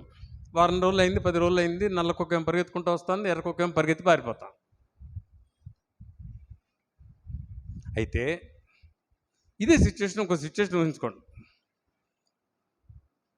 మా స్టూడెంట్స్ని మా స్కూల్లో క్లాస్ చెప్పేటప్పుడే, ఆ సిలబస్లో ఉండదు నేను చెప్పేది, ఇది సిలబస్లో ఉండే చెప్పడానికి టీచర్స్ ఉన్నారుగా, నేను చెప్పడం ఎందుకు, నాకు టైం వేస్ట్. పిల్లల్ని ఇద్దరిని పిలిచాను. ఓ బాబేమో సన్నగా తెల్లగా ఎత్తుగా ఉన్నాడు, ఇంకో బాబేమో కొంచెం స్టౌట్గా నల్లగా ఉన్నాడు. క్లాస్ మొత్తాన్ని అడిగాను.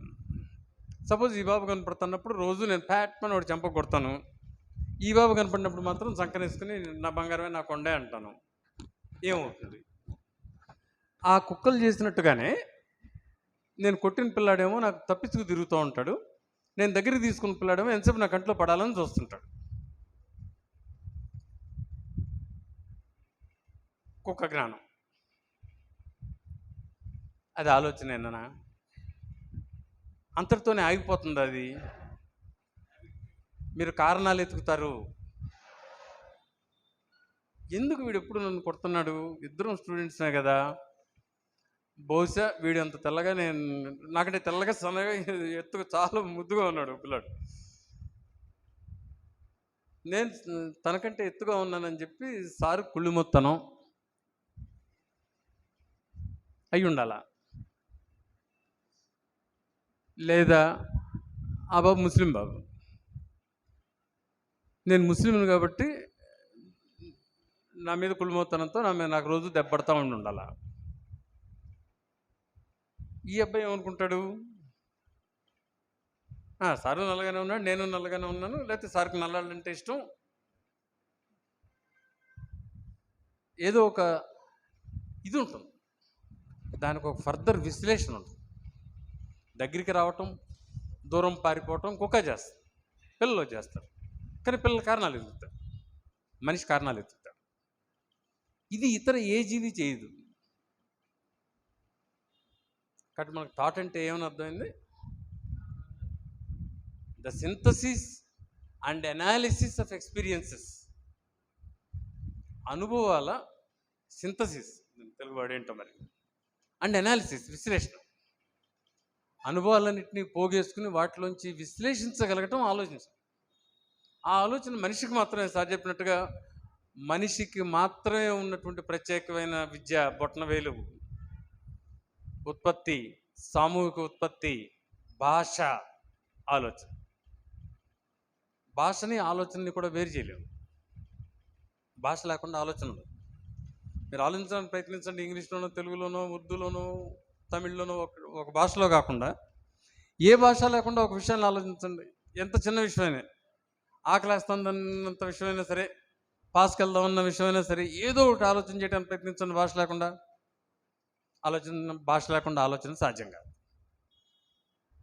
రోడ్డు లేకుండా కారు ఎట్లా సాధ్యం కాదు, రైల్వే ట్రాక్ లేకుండా రైలు నెట్ ఊహించలేము, గాలి లేకుండా బెర్నౌల్లీస్ ప్రిన్సిపల్ లేకుండా విమానం ఎట్లా ఎగరదో, నీళ్లు లేకుండా పడవెట్లా కదలదో, భాష లేకుండా ఆలోచన లేదు. అరుపులు వేరు, శబ్దాలు వేరు, భాష వేరు.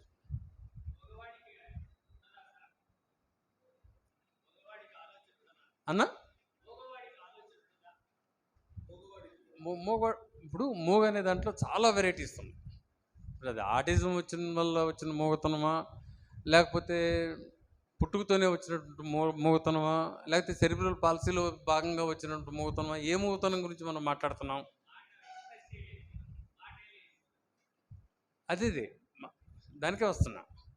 నీ భాష ఏ స్థాయిలో ఉంటుందో నీ ఆలోచన కూడా ఆ స్థాయిలో ఉంటుంది. ఈ మూగతనం అనేది భాష అంటే బ్రెయిన్లో తిరుగుతుంది. భాష అర్థం కావటం వేరు, తిరిగి మాట్లాడలేకపోవటం వేరు. స్టామరింగ్ వస్తుంది, నత్తి ఉంటుంది, మాట్లాడలేకపోవచ్చు. లేదా ఏదో ఒకరి గడ్డ ఆపరేషన్ జరుగుతుంది, మాట్లాడలేకపోవచ్చు. కానీ భాష లేకుండా మాట్లాడటం అనేది, భాష లేకుండా ఆలోచించడం అనేది నేను మాడతాను. భాష ఏ రూపంలో వ్యక్తీకరణమైంది, దానికి ఉన్న ఎలా చేస్తూ ఇవి కాదు నేను మాడతాను. లిజనింగ్, రీడింగు, రైటింగు ఇది కాదు నేను మాడతాను. స్పీకింగ్ ఈ కాంపోనెంట్స్ కాదు మాడతాను. అసలు భాషే లేకుండా ఆలోచన సాధ్యమా? భాష లేకుండా ఆలోచన సాధ్యం కాదు. భాష ఎందుకు అవసరమైంది? అమ్మా అమ్మా భాష పుట్టకముందే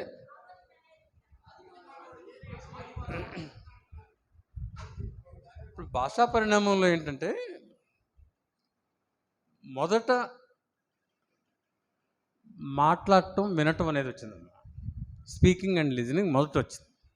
ఒక భావాన్ని కమ్యూనికేట్ చేయడానికి మాట్లాడటం, దాన్ని అదే రకంగా ఏ భావం కమ్యూనికేట్ చేయాలని ప్రయత్నిస్తే ఆ భావాన్నే అర్థం చేసుకోవటం, మళ్ళీ తిరిగి అదే అనుకరించడం స్పీకింగ్ లిజనింగ్తో వచ్చింది.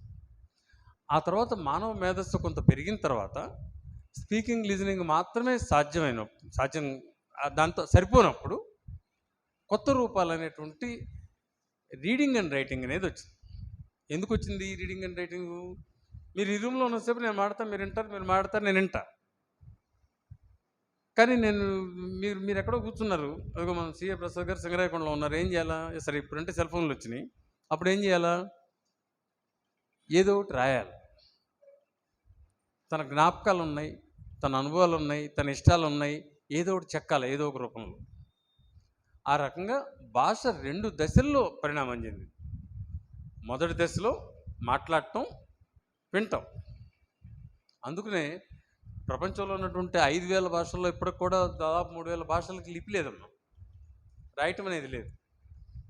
ఆ చిన్న తెగ వాళ్ళే మాట్లాడుకుంటారు, వాళ్ళకే అర్థమవుతుంది. అట్లా చాలా భాషలు ఆల్రెడీ అంతరించిపోయినాయి, ఇంకా అంతరించిపోవడానికి దగ్గరగా చాలా ఉన్నాయి. వాటిని అంతరించకుండా కాపాడుతామని చెప్పి ఐక్యరాజ్య సమితిలో ఎన్జిఓలు ఇట్లాంటి వాళ్ళందరూ కోట్ల రూపాయలు దండుకుంటా అక్కడ ఆఫీసుల్లో కాలక్షేపం చేస్తున్నారు. మనం కట్టే పనుల నుంచి వాటిని అట్లా ఉంచితే అంతరించిపోవాల్సిన తర్వాత అంతరించిపోతాయి, అంతే. దాని గురించి పెద్ద ఆలోచన అవసరం లేదు. కానీ అసలు లిపి లేని భాషలు దాదాపు 3,000 భాషలు ఉన్నాయి, ఇంకా అంతరించిపోయినాయి కాక. కాబట్టి తర్వాత దశలో వచ్చినటువంటి పరిణామం రాయటము, చదవటం అనేది. ఎందుకని? దూరంగా ఉన్న వ్యక్తితో కమ్యూనికేట్ చేయడానికి. టోటల్ విషయం ఏంటి? Communication of thoughts. అదే మరి కుక్కలు చేసేది ఏంటి? అయ్యి శబ్దాలు చేస్తాయి. బిడ్డలను దగ్గర రమ్మంటే, ఈ శత్రువులు వస్తున్నారంటే, ఈ పారిపోమని చెప్తే, ఎంటబడి చంపేయమని చెప్తే, అన్ని విధాలు కూడా చెప్పుకుంటాయి. They are sounds, different sounds that emanate from instincts. సహజాతాల్లోంచి, ఇన్స్టింక్ట్స్లోంచి ఆ 4-5 ప్రక్రియలు, అది కామం కావచ్చు, క్రోధం కావచ్చు, భయం కావచ్చు, ఆకలి కావచ్చు, ఏదైనా కావచ్చు, అట్లాంటి అతి ప్రాథమికమైనటువంటి వాటిని పంపించడం, కమ్యూనికేషన్ చేయటం కోసం ఉన్నటువంటి శబ్దాలు కూడా చేయని జంతువులు ఉన్నాయి, శబ్దాలు చేసే జంతువులు ఉన్నాయి. మీరు కేర్ఫుల్గా కనుక గమనిస్తే పేరెంటల్ కేర్ తీసుకునేటువంటి జంతువులు శబ్దాలు చేస్తాయి. అవి కాకుండా మిగతా జంతువులు, శబ్దాలు చేసే జంతువులు చాలా తక్కువ. ఎనిమిని భయపెట్టడం కోసం శబ్దాలు చేస్తాయి. అట్లా కాకుండా బిడ్డలను తమే పెంచుతుంది సార్. పాములు పెంచవు బిడ్డలని, గుడ్లు పెట్టేసి వెళ్ళిపోతాయి. ఈవెన్ కింగ్ కోబ్రా కూడా పొదిగేదాకా ఉండి పొదిగిన తర్వాత వెళ్ళిపోతుంది. పొదిగేదాకా ఉంటుంది, పొదిగేదాకా ఉంటుంది. అవి పొదిగేదాకా, అవి పొదగబడేదాకా ఆ పుట్ట దగ్గరే ఉంటుంది. కింగ్ కోబ్రా ఉంటుంది, మిగతా పాములు ఉండవు. కానీ కింగ్ కోబ్రా మాత్రం గుడ్లు పెట్టి 2 నెలల పాటు అక్కడే ఏమీ తినకుండా దాని దగ్గర కాపలా ఉంటుంది. గుడ్లు పెట్టి రావడం మొదలు పెట్టగానే ఇది వెళ్ళిపోతుంది. యూజువల్గా పేరెంటల్ కేర్ చూపించేయి పక్షులను మీరు కోడిని చూస్తారు, కుచ్చుమంటుంది. ఒక రకంగా కుచ్చుమంటే అన్నం ఉంది రమ్మని, ఫుడ్ ఉంది రమ్మని. ఇంకో రకంగా కుచ్చుమంటే పైన గద్దం చూసి అంటుంది, పరిగెత్తుకుంటూ వచ్చి చంకలో దొరుకుతాయి. కాబట్టి కొన్ని ప్రాథమికమైనటువంటి వాటిని తెలియజేయడానికి ఉపయోగించే కమ్యూనికేషన్ జంతువుల్లో ఉంటుంది. దాన్ని ఆలోచనగా పరిగణించలేము, వాటిని ఇన్స్టింక్ట్స్ అంటాం. ఆలోచన మనిషికి మాత్రమే ఉంది. ఇదే ఎగ్జాంపుల్. నల్ల కుక్క, తెల్ల కుక్క, ఎర్ర కుక్క. ఎర్ర కుక్క వెళ్ళి నాకు వ్యతిరేకంగా సైన్యాన్ని కూడగట్టదు. వీడు ఎర్ర కుక్కలకి వ్యతిరేకంగా చేస్తున్నటువంటి వీడు విప్లవ ద్రోహి, వీడి సంగతి తేల్చాలి అని చెప్పి ఎర్ర కుక్క మీద ఎర్ర కుక్కలను పోగేసుకురాదు, దానికి ఆలోచన లేదు కాబట్టి. అట్లాగే నల్ల కుక్క వీడు మన పార్టీ, నల్ల కుక్కల పార్టీ, మన ఓట్లన్నీ వీడికే వేద్దామని చెప్పి నల్ల కుక్క తీసుకురాదు, దానికి ఆలోచన లేదు కాబట్టి. అమ్మా ఏంటమ్మా? ప్రతి జంతువు అన్నారు కూడా, ఆ కోవలకు నక్క కూడా వస్తుందా?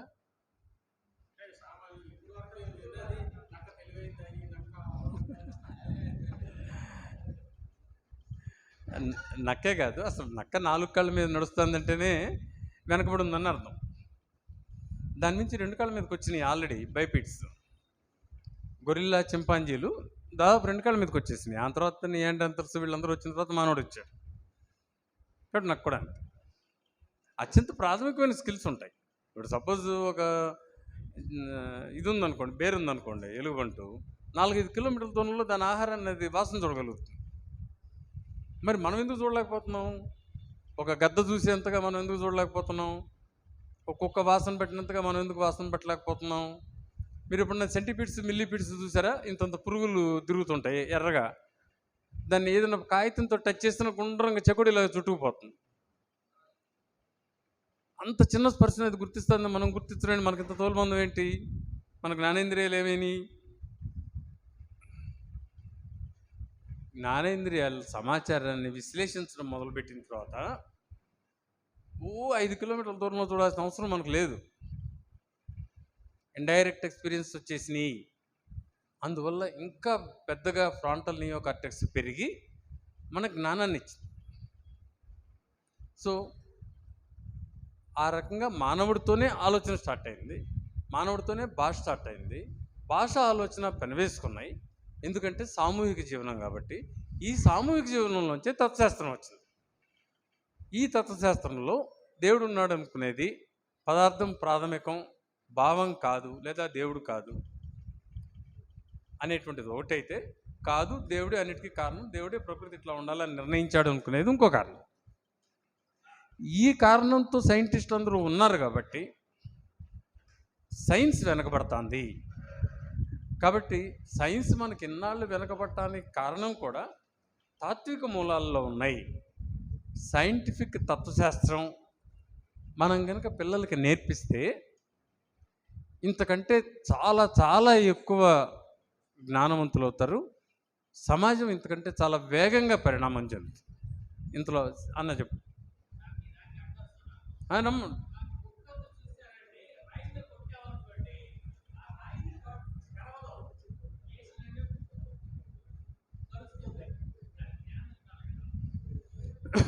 అప్పుడు మళ్ళీ జ్ఞానం అంటే ఏంటనేది సమస్య వస్తుంది,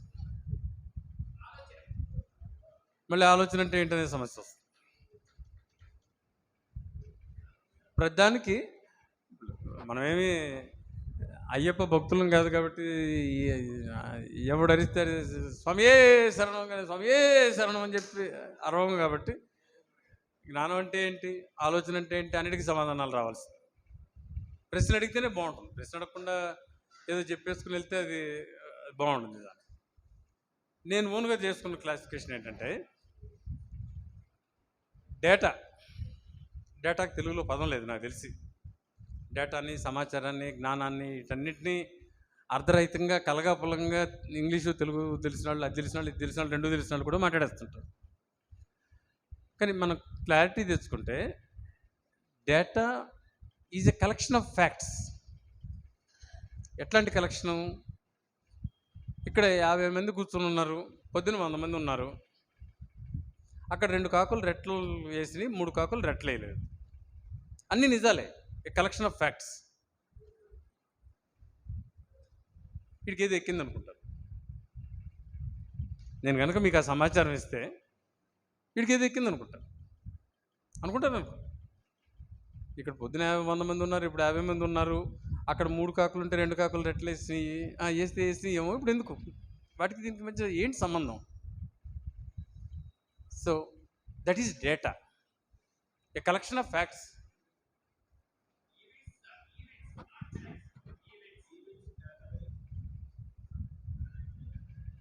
ఈవెంట్ అనే దానికి మళ్ళీ ఇంకో మీనింగ్ ఉంటుంది. నీకు వయసు ఎక్కువ ఉన్న కాడి నుంచి క్లాస్లో మిస్యూస్ కురాలాగా తయారవుతున్నావు అన్న. మిస్యూస్ కురా లేకపోయినా కూడా క్లాస్ బాగుండదు, అది వేరే విషయం. కానీ మరి దాని హయ్యర్ ఫామ్లోకి వెళ్ళిన తర్వాత ఏమవుతుంది? డేటా ఇన్ఫర్మేషన్ అవుతుంది, సమాచారం అవుతుంది. ఏంటి సమాచారం? ఏంటి? సపోజ్ ఒక రైలు ఉదాహరణ తీసుకుందాం. మీకు 8ంటికి ఇక్కడికి శబరి ఎక్స్ప్రెస్ వస్తుంది. మీరు పక్క 20 కిలోమీటర్ల దూరంలో ఇంకో ఊళ్ళో ఉంటున్నారు. అక్కడి నుంచి ఇక్కడ రావడానికి అరగంట సేపు పడుతుంది. ఈ సమాచారం ఇస్తా, ఇగో అయ్యా నీ ఊరు ఒంగోలు రైల్వే స్టేషన్కి అరగంట సేపు టైం పడుతుంది. ఒంగోలు వచ్చేసరికి అది 8 అవుతుంది. శబరి ఎక్స్ప్రెస్లో వెళ్ళాలి కోయంబత్తూరు అని ఈ 2 సమాచారం ఇస్తా.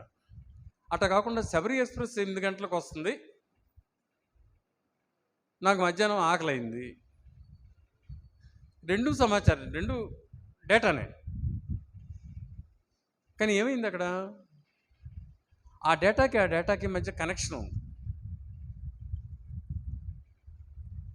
శబరి ఎక్స్ప్రెస్ 8ంటికి వస్తుంది, మీ ఊరి నుంచి అక్కడికి వెళ్ళటానికి ఎంత టైం పడుతుందని 2 ఫ్యాక్ట్స్ ఒకదానికొకటి కనెక్ట్ అయింది. Inter related data is information. ఆ రిలేట్ కాకపోతే అది డేటాగా మిగిలిపోతుంది. ఆ డేటా ఒకదానికొకటి కనెక్ట్ అయితే, రిలేట్ అయితే అది సమాచారంగా మారుతుంది. మరి సమాచారం జ్ఞానంగా ఎప్పుడు మారుతుంది?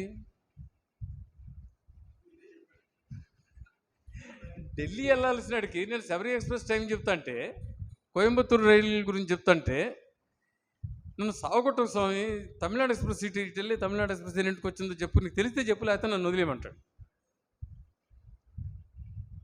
ఢిల్లీ వెళ్ళాల్సినడికి కోయంబత్తూరు వెళ్ళే శబరి ఎక్స్ప్రెస్ 8 గంటలకు వస్తుంది, నీ ఊరికి నీ ఊరి నుంచి అక్కడికి అరగంట సేపు టైం పడుతుంది అని చెప్తే మర్యాదస్తులు అయితే తండు, మర్యాద లేకపోతే 2 పీకుతాడు. నా గోల్లో నేను వస్తుంటే నీ గోల్ ఏందిరా అని. ఎందుకని?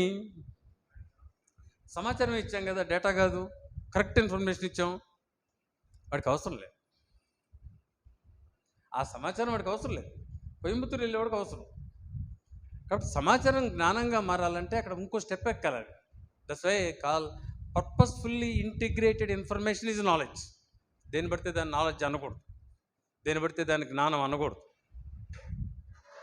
డేటా వేరు, కలెక్షన్ ఆఫ్ ఫ్యాక్ట్స్. ఇన్ఫర్మేషన్ వేరు, that is information is inter related data. జ్ఞానం, నాలెడ్జ్ వేరు. That is purposefully integrated information is only knowledge. Knowledge తర్వాత మనందరం అంటాం ఈజ్ ఎ వైజ్ పర్సన్, ఆయనకు చాలా విజ్డమ్ ఉంది అని. ఏంటది? నాలెడ్జ్కి విజ్డమ్కి మధ్య ఉన్న తేడా ఏంటి? ఇవన్నీ ఆలోచనలు రకరకాల అంతస్తులు కదా. ఏంటో తేడా? ఇప్పుడు ఒక ఊళ్ళో వెళ్ళి ఒక ఇంట్లో దూరి తాళం తీసి దొంగతనం చేసేవాడికి కూడా నాలెడ్జ్ ఉంది, బోల్డ్ అంత నాలెడ్జ్ ఉంది.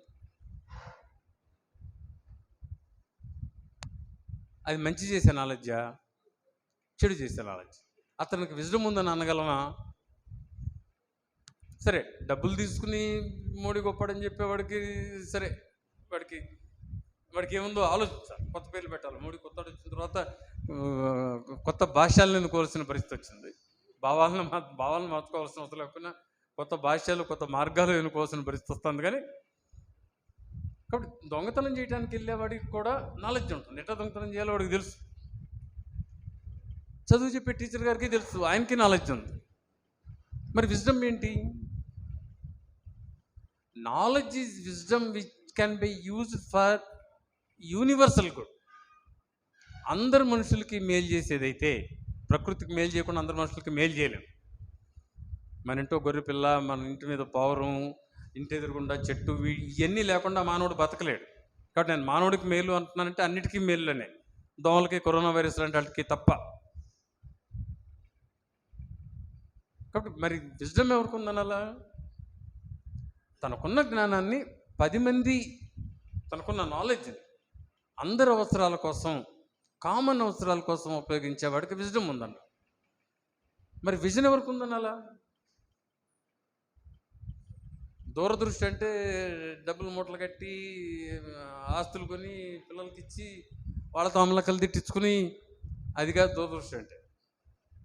దూరదృష్టి అంటే ఏంటంటే సమాజ పరిణామాన్ని అర్థం చేసుకుని, ఆ పరిణామంలో భవిష్యత్తులో ఏం జరుగుతాయి, వాటిల్లో ఉన్న మంచేది, దాన్ని ఎట్లా వేగిరపరచాలి, వాటిలో ఉన్న ప్రమాదాలను ఏంటి, వాటిని ఎట్లా నివారించాలి, వీటిని అర్థం చేసుకునేది విజన్.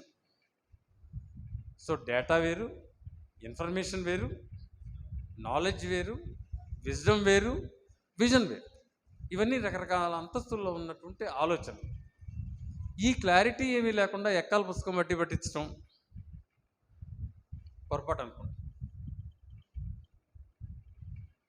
దాన్ని ఎట్లా తేల్చాలో నేర్పటం, తార్కికంగా నేర్పటం కరెక్ట్ అనుకో. ఉత్త ఇన్ఫర్మేషన్ని, ఉత్త డేటాని మాత్రం పిల్లల మనసుల్లో ఊరికి కూరి పారేస్తున్నటువంటి ఈ అరాచకమైనటువంటి ఎడ్యుకేషన్ సిస్టమ్ ఎందుకు వచ్చిందంటే, unscientific society, unscientific thought, unscientific ideology, unscientific philosophy, irrational philosophy రాజ్యం వెళ్తుంది కాబట్టి, వెళ్తానే ఉంది కాబట్టి, మన సైంటిఫిక్ జ్ఞానం కూడా పెరగాల్సినంత వేగంగా పెరగకుండా మానవుడికి అందించాల్సిన ఫలితాలను అందించడంలో వెనకబడిపోతున్నాం. ఈ దరిద్రం కనుక లేకపోతే, ఇప్పుడు నేను నడిచి వెళ్ళాలి, కానీ నా కాళ్ళ కింద ఒక బండ కట్టారనుకోండి, కుంటుకుంటా అరగంట సేపు పడుతుంది కిందకి వెళ్ళేసరికి. కాబట్టి మనం మెదళ్ళకు పెట్టినటువంటి ఈ బండ అయినటువంటి ఈ రాంగ్ ఐడియాలజీ, ఈ భావవాదాన్ని ఎంతవరకు వదిలించుకుంటే అంత మంచిది, శాస్త్ర జ్ఞానం అంత పురోగతి చెంది. ఇదొకటైతే సిఏ ప్రసాద్ గారు ఇంకోటి చెప్పి జయకుమార్ అని చెప్పారు, ఖచ్చితంగా చెప్పాల్సిన విషయం. నేను ఇక్కడికి వస్తా ఉండగా పక్కన ఈస్టర్ సండేకి చర్చిలో వేల మంది కూర్చున్నారు. నేను శివారెడ్డి అని వస్తున్నాను, అక్కడ వేల మంది కూర్చున్నారు. నేను పొద్దున్న లెక్కేస్తాను, రఫ్గా 100 అని అంచనా వేసుకున్నాను. ఇప్పుడు లెక్కేస్తాను, రఫ్గా 50 అని తెలియదు.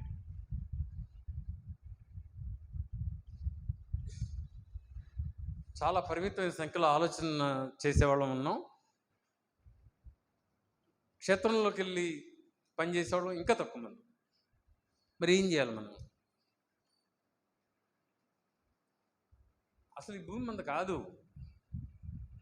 We are temporary tenants on this earth. చాలా అది మళ్ళీ స్వామీజీలు మాట్లాడుతుంటారు, గజం మిథ్య పలానే మిథ్య అని. వాడు మింగేదంతా మింగుతానే ఇదంతా తాత్కాలికమని చెప్తుంటాడు. వాడి మాటలు నమ్మాక. నేను సైన్స్ చెప్తాను, సైంటిఫిక్గానే we are just tenants on this earth. ఈ భూమి మీద కొన్నాళ్ళు తాత్కాలికంగా అద్దెకుంటానికి వచ్చాం, మన దాన్ని మనం పోతాం. కానీ తర్వాత వచ్చిన వాళ్ళు బాగుండాలని కోరుకుంటున్నాం కాబట్టి ఆ తర్వాత వాళ్ళ సంగతి చూడాలి, వాళ్ళ మెదడులో ఆలోచన రేకెత్తించాలి.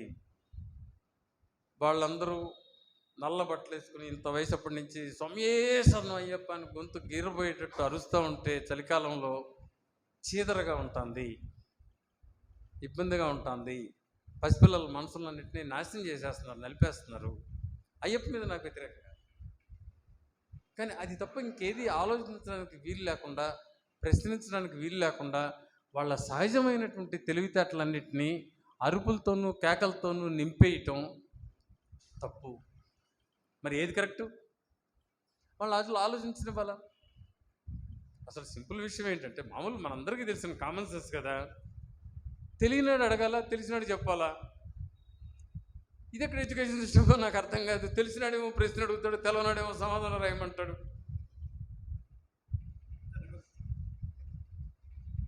న్యాయం కదా. తెలవనాడు అడగాల, తెలిసినాడు చెప్పాలా. అది పోయి తెలవనాడేమో తెలిసినాడేమో ప్రశ్న అడుగుతాడు, తెలవనాడేమో సమాధానం చెప్పాలి. వాడు ప్రశ్న అడిగితే వీడికి పుట్టకొస్తే అక్షరం ముక్క రాదండి, వీడికి ఏం తెలియదు. పెద్దలను ప్రశ్నిస్తూ ఉంటారా అంటాడు. That is wrong. పిల్లల్ని మనందరికీ వయసు చాలా దగ్గరలోనే ఉంది. బతకాల్సిన వాళ్ళు, తర్వాత తరాలని గొప్పవాళ్ళని చేయాల్సిన వాళ్ళు, మానవ జాతిని గెలిపించాల్సిన వాళ్ళు పిల్లలు. కాబట్టి ఎవరు ఏ పని చేసినా గంట టైం దొరికితే గంట, రోజు దొరికితే రోజు, సిఎస్ ప్రసాద్ గారి లాగా సంవత్సరం పాటు దొరికితే సంవత్సరం పాటు, సిఏ ప్రసాద్ గారి లాగా పిల్లల క్షేత్రంలో గడపండి. వాళ్ళకి మీరే సిద్ధాంతాలు, వ్యవసాయ విప్లవాలు, బూర్జువాలు, సామ్రాజ్యవాదులు ఏమీ చెప్పక్కర్లా. ఊరికే అదేంటి ఇదేంటి అని అడగండి. వాళ్ళని అడగనివ్వండి. ప్రశ్నలు వేస్తే జ్ఞానం పెరుగుతుంది, తెలివితేటలు పెరుగుతాయి. ఇంటెలిజెన్స్ అనగానే మళ్ళీ ఇంటెలిజెన్స్ అంటే ఏంటో సమస్య. అంతే. సైన్స్ అట్లాగే ఉంటుంది. సైన్స్ అంత కఠినంగా నిర్దాక్షిణ్యంగా ప్రశ్నిస్తూనే ఉంటుంది. అట్లా ప్రశ్నించకపోతే సైన్స్ కాదు. మతం ప్రశ్నించనివ్వదు, సైన్స్ ప్రశ్నించమంటుంది.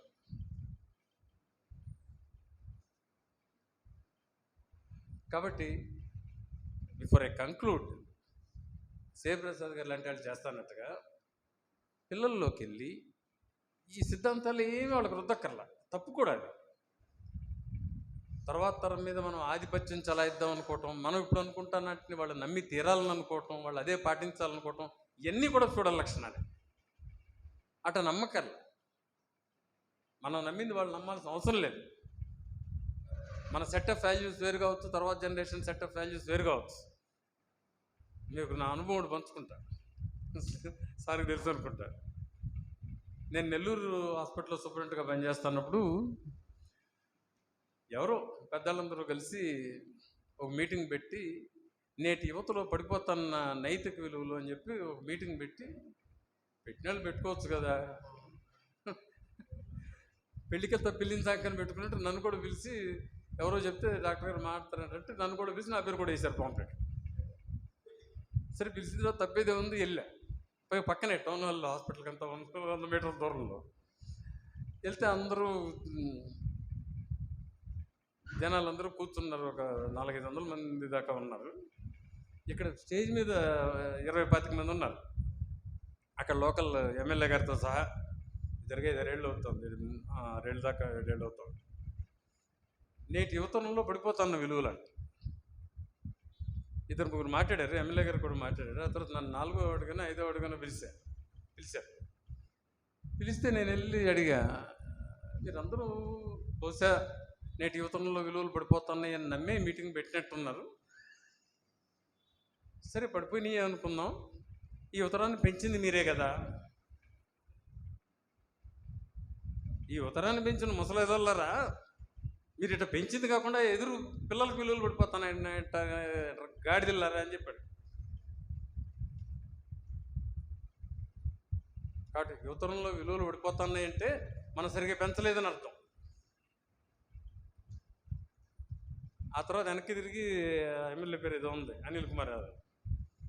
ఒకవేళ కనుక పడిపోతుంటే మీరు బాధ్యులు, లేదా వీళ్ళు బాధ్యులు.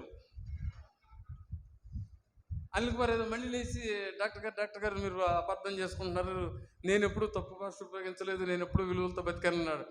నేను అది సింబాలిక్గా అనలేండి, మిమ్మల్ని వ్యక్తిగా అనలేదని చెప్పేసి నవ్వేసి అనిల్ కుమార్ యాదవ్ వైపు డైరెక్ట్గా చూపించి, అయితే మీరు కారణం ఇవాళ పిల్లల్లో నైతిక విలువలు పడిపోవటానికి, లేకపోతే వీళ్ళు కారణం. పిల్లలు అంటారేంది, మీరన్నీ తప్పులు చేసి పిల్లలు తప్పుడు వాళ్ళు అంటారేంది? ఇది అన్యాయం. అసలు విషయం ఏంటంటే, మీరు యవ్వనంలో ఉన్నప్పుడు మీకు నచ్చినటువంటి సినిమాలు, సాహిత్యం, స్లోగన్స్, స్లాంగ్, ఊత పదాలు, వంటకాలు అవన్నీ మీకు కనెక్ట్ అయిపోయినాయి. అవన్నీ మీరు మంచిగా అనుకుంటున్నారు. మీ తరంలో మీరు నిర్ణయించుకున్నారు ఎట్ట బతకాలో. ప్రతి తరం తర్వాత తరాన్ని లేదు అసలు ఈ పిల్లలు పాడైపోతున్నారనే అంటుంది. నేను మా తాతగారి దగ్గర నుంచి అంటున్నా, అదృష్టం మా నాన్నగారు అన్నమాట. నేను అడిగిన లాజికల్ క్వశ్చన్ ఏంటంటే, ప్రతి తరం తర్వాత తరం నాశనం అయిపోతుంది, పాడైపోతుంది, దిగజారిపోతుంది, విలువలు లేవు, లేకపోతే పతనం అయిపోతుంది, ఏదన్నా నన్ను నెగిటివ్ కామెంట్ చేస్తూ ఉంటే ఇది ఫండమెంటల్గా ఒక రకంగా కరెక్ట్ కాదు. ఎందుకు కరెక్ట్ కాదంటే, ప్రతి తరం కంటే తర్వాత తరం గొప్పదైతేనే కోతిలోంచి మనిషి వచ్చాడు, అయితే మనిషిలోంచి కోతిలోకి వెళ్ళేవాడు. కోతిలోంచి మనిషి వచ్చాడన్న ఒక్క రుజువే చాలు మన తరం కంటే మన పిల్లల తరం గొప్పదని చెప్పడానికి. అట్లాంటి పిల్లల మీద నువ్వు ముసలాడిపోయి, నువ్వు ఏడవలేక, నీకు నడువుల నొప్పులు వచ్చి, నువ్వు మాట్లాడలేక, నీకు నిద్ర పట్టక పిల్లల మీద పడి ఎడుస్తారేంది? కుళ్ళు మొత్తనం, ఒక తరానికి మధ్య ఉన్నటువంటి కుళ్ళు మొత్తనం. దాన్ని వదులుకుంటే సీఏ ప్రసాద్ లాగా మనం కూడా పసిపిల్లం అవుతాం. ఇంకా వేరే ఏం లేదు. కాబట్టి పిల్లల్ని ప్రేమిస్తా, వాళ్ళని అభిమానిస్తా, వాళ్ళతో గడుపుతా, వాళ్ళతో ప్రశ్నలు వేయనిస్తా, వాళ్ళ దగ్గర నుంచి నేర్చుకుంటా, ఆలోచించే స్వేచ్ఛ కనిపిస్తే సరైన తత్వశాస్త్రం అదే తన్నుకుంటూ వస్తుంది. ఆ సరైన తత్వశాస్త్రం వెలుగులో వాళ్ళు చాలా గొప్ప సైంటిస్టులు. అట్లా కాకుండా మనం మాత్రమే కూర్చొని మాట్లాడుకోవటం వల్ల ఫలితం జరగదు. కార్యక్షేత్రంలోకి దిగాలి. కార్యక్షేత్రం అంటే నాకు సీఏ ప్రసాద్ గారికి, ఇతర మిత్రులకు తెలిసినట్టుగా పిల్లల దగ్గరికి వెళ్ళటమే, పిల్లలతో మాట్లాడటమే, వాళ్ళతో మాట్లాడించటమే. నేను థాట్ అనేది నా స్టూడెంట్స్కి నేను చెప్పడానికి ముందు 4 రోజులు అసలు వాళ్ళు ఎంత ఎక్సర్సైజ్ చేశారో, వాళ్ళ అమ్మల్ని అడిగారు, వాళ్ళ నాన్నల్ని అడిగారు, మామూలని అడిగారు, టీచర్స్ని అడిగారు, నెట్లో ఎత్తికారు, డిక్షనరీలు ఎత్తికారు, కింద మీద పడ్డారు. అట్లా కదా జ్ఞానం పెరిగేది. పిల్లలతో పరిచయాలు పెంచుకోండి, పిల్లలకు జ్ఞానం నేర్పండి. నేర్పటం అంటే అప్పచెప్పటం కాదు, మనం వాళ్ళని అప్పచెప్పమంటాం కాదు, వాళ్ళని ఆలోచించడం, వాళ్ళని ప్రశ్నించనివ్వండి.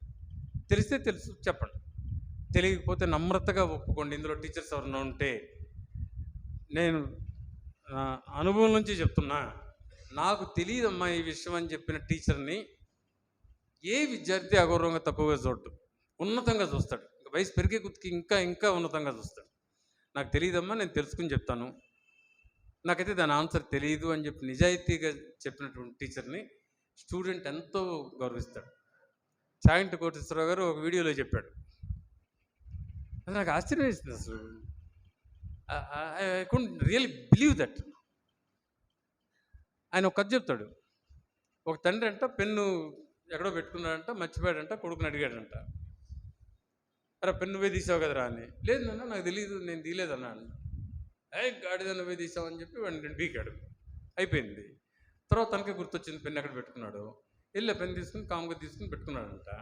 ఇది చాగంటి కోటేశ్వరరావు 1000 మంది భక్తుల ముందు మాట్లాడిన వీడియో.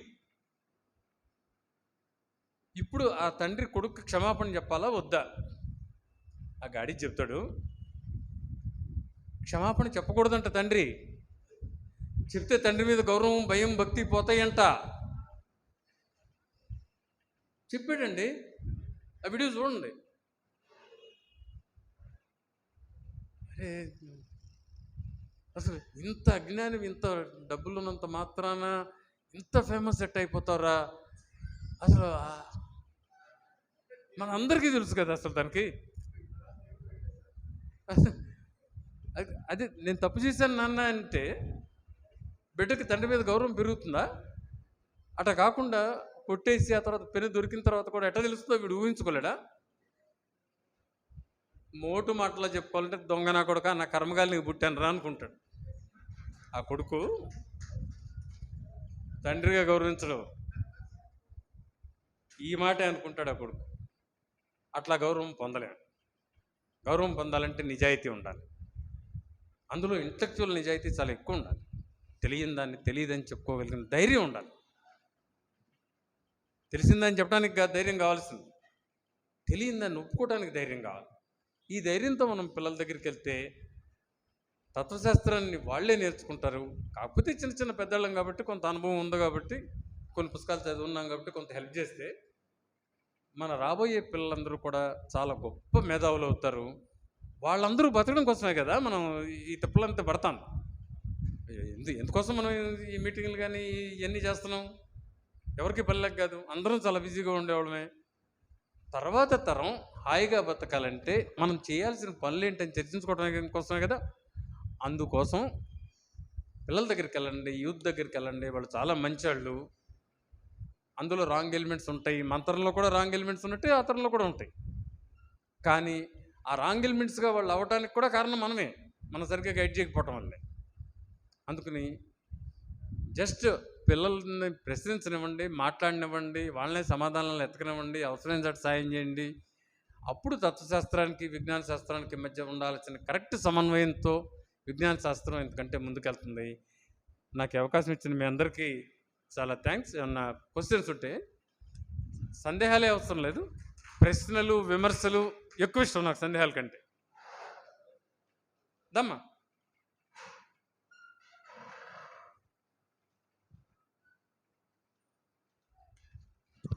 అవసరం లేదు.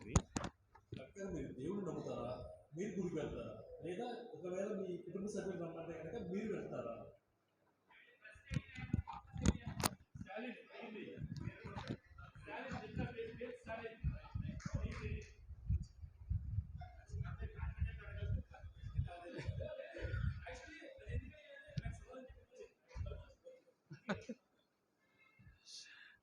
నేను దేవుడిని నమ్ముతానా, గుడికి వెళ్తానా, ఒక విషయం చెప్తే మీకు కొంత క్లారిటీ వస్తుందేమో.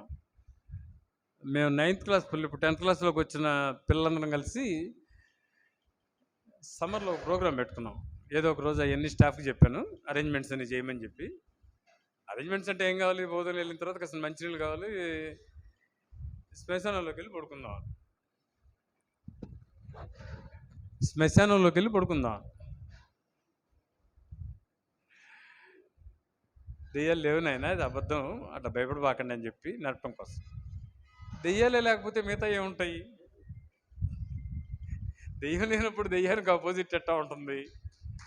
గుడికి వెళ్తారా వెళ్ళరు? ఎందుకల్లా బంగారం లాగాలి. Any doubts? అది మనిషి కట్టిన కట్టడం.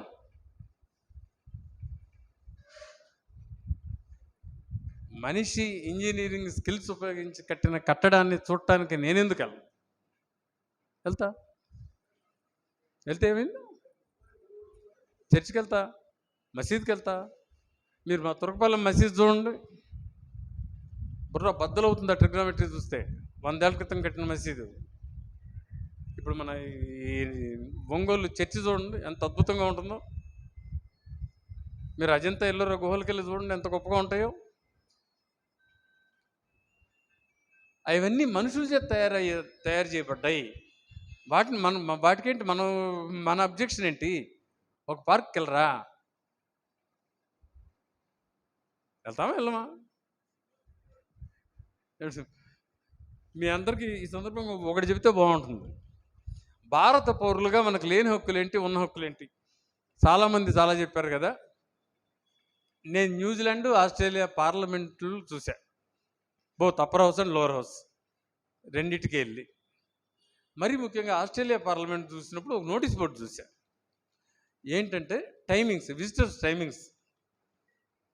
సెషన్స్లో లేనప్పుడు, అంటే పార్లమెంట్ మీటింగులు జరుగుతాయి కదా, సిట్టింగ్స్ అంటాం కదా. సిట్టింగ్స్ జరగనప్పుడు ఇన్నే గంటలు, సిట్టింగ్స్ జరిగేటప్పుడు అంతకంటే ఎక్కువ గంటలు, పొద్దుటి నుంచి రాత్రి దాకా సిట్టింగ్స్ మొత్తం చూడటానికి. ఏమీ లేదు, నీ ఫోను గీను షూస్ కాదు, ఎలక్ట్రానిక్ అని అక్కడ పడేయమన్నారు, మెటల్ డిటెక్టర్లోంచి వెళ్ళమన్నారు. విజిటర్స్ గ్యాలరీ ఉంది, వెళ్ళాము, కూర్చున్నాము. ఆస్ట్రేలియా పార్లమెంట్కి వెళ్ళినప్పుడేమో సెషన్స్ జరగట్లేదు, న్యూజిలాండ్ పార్లమెంట్ వెల్లింగ్టన్లో సెషన్స్ జరుగుతున్నాయి. మేము అందులోంచి చూస్తున్నాం. చాలా మర్యాదగా ఇప్పుడు మనం మాట్లాడుకుంటున్నట్టుగానే ప్రైమ్ మినిస్టర్ వైపు నుంచి లేచి ఒకళ్ళు అంటే అపోజిషన్ నుంచి లేచి అది కాదు కదా ఇది కదా అని చెప్పి డిస్కషన్ జరుగుతాం.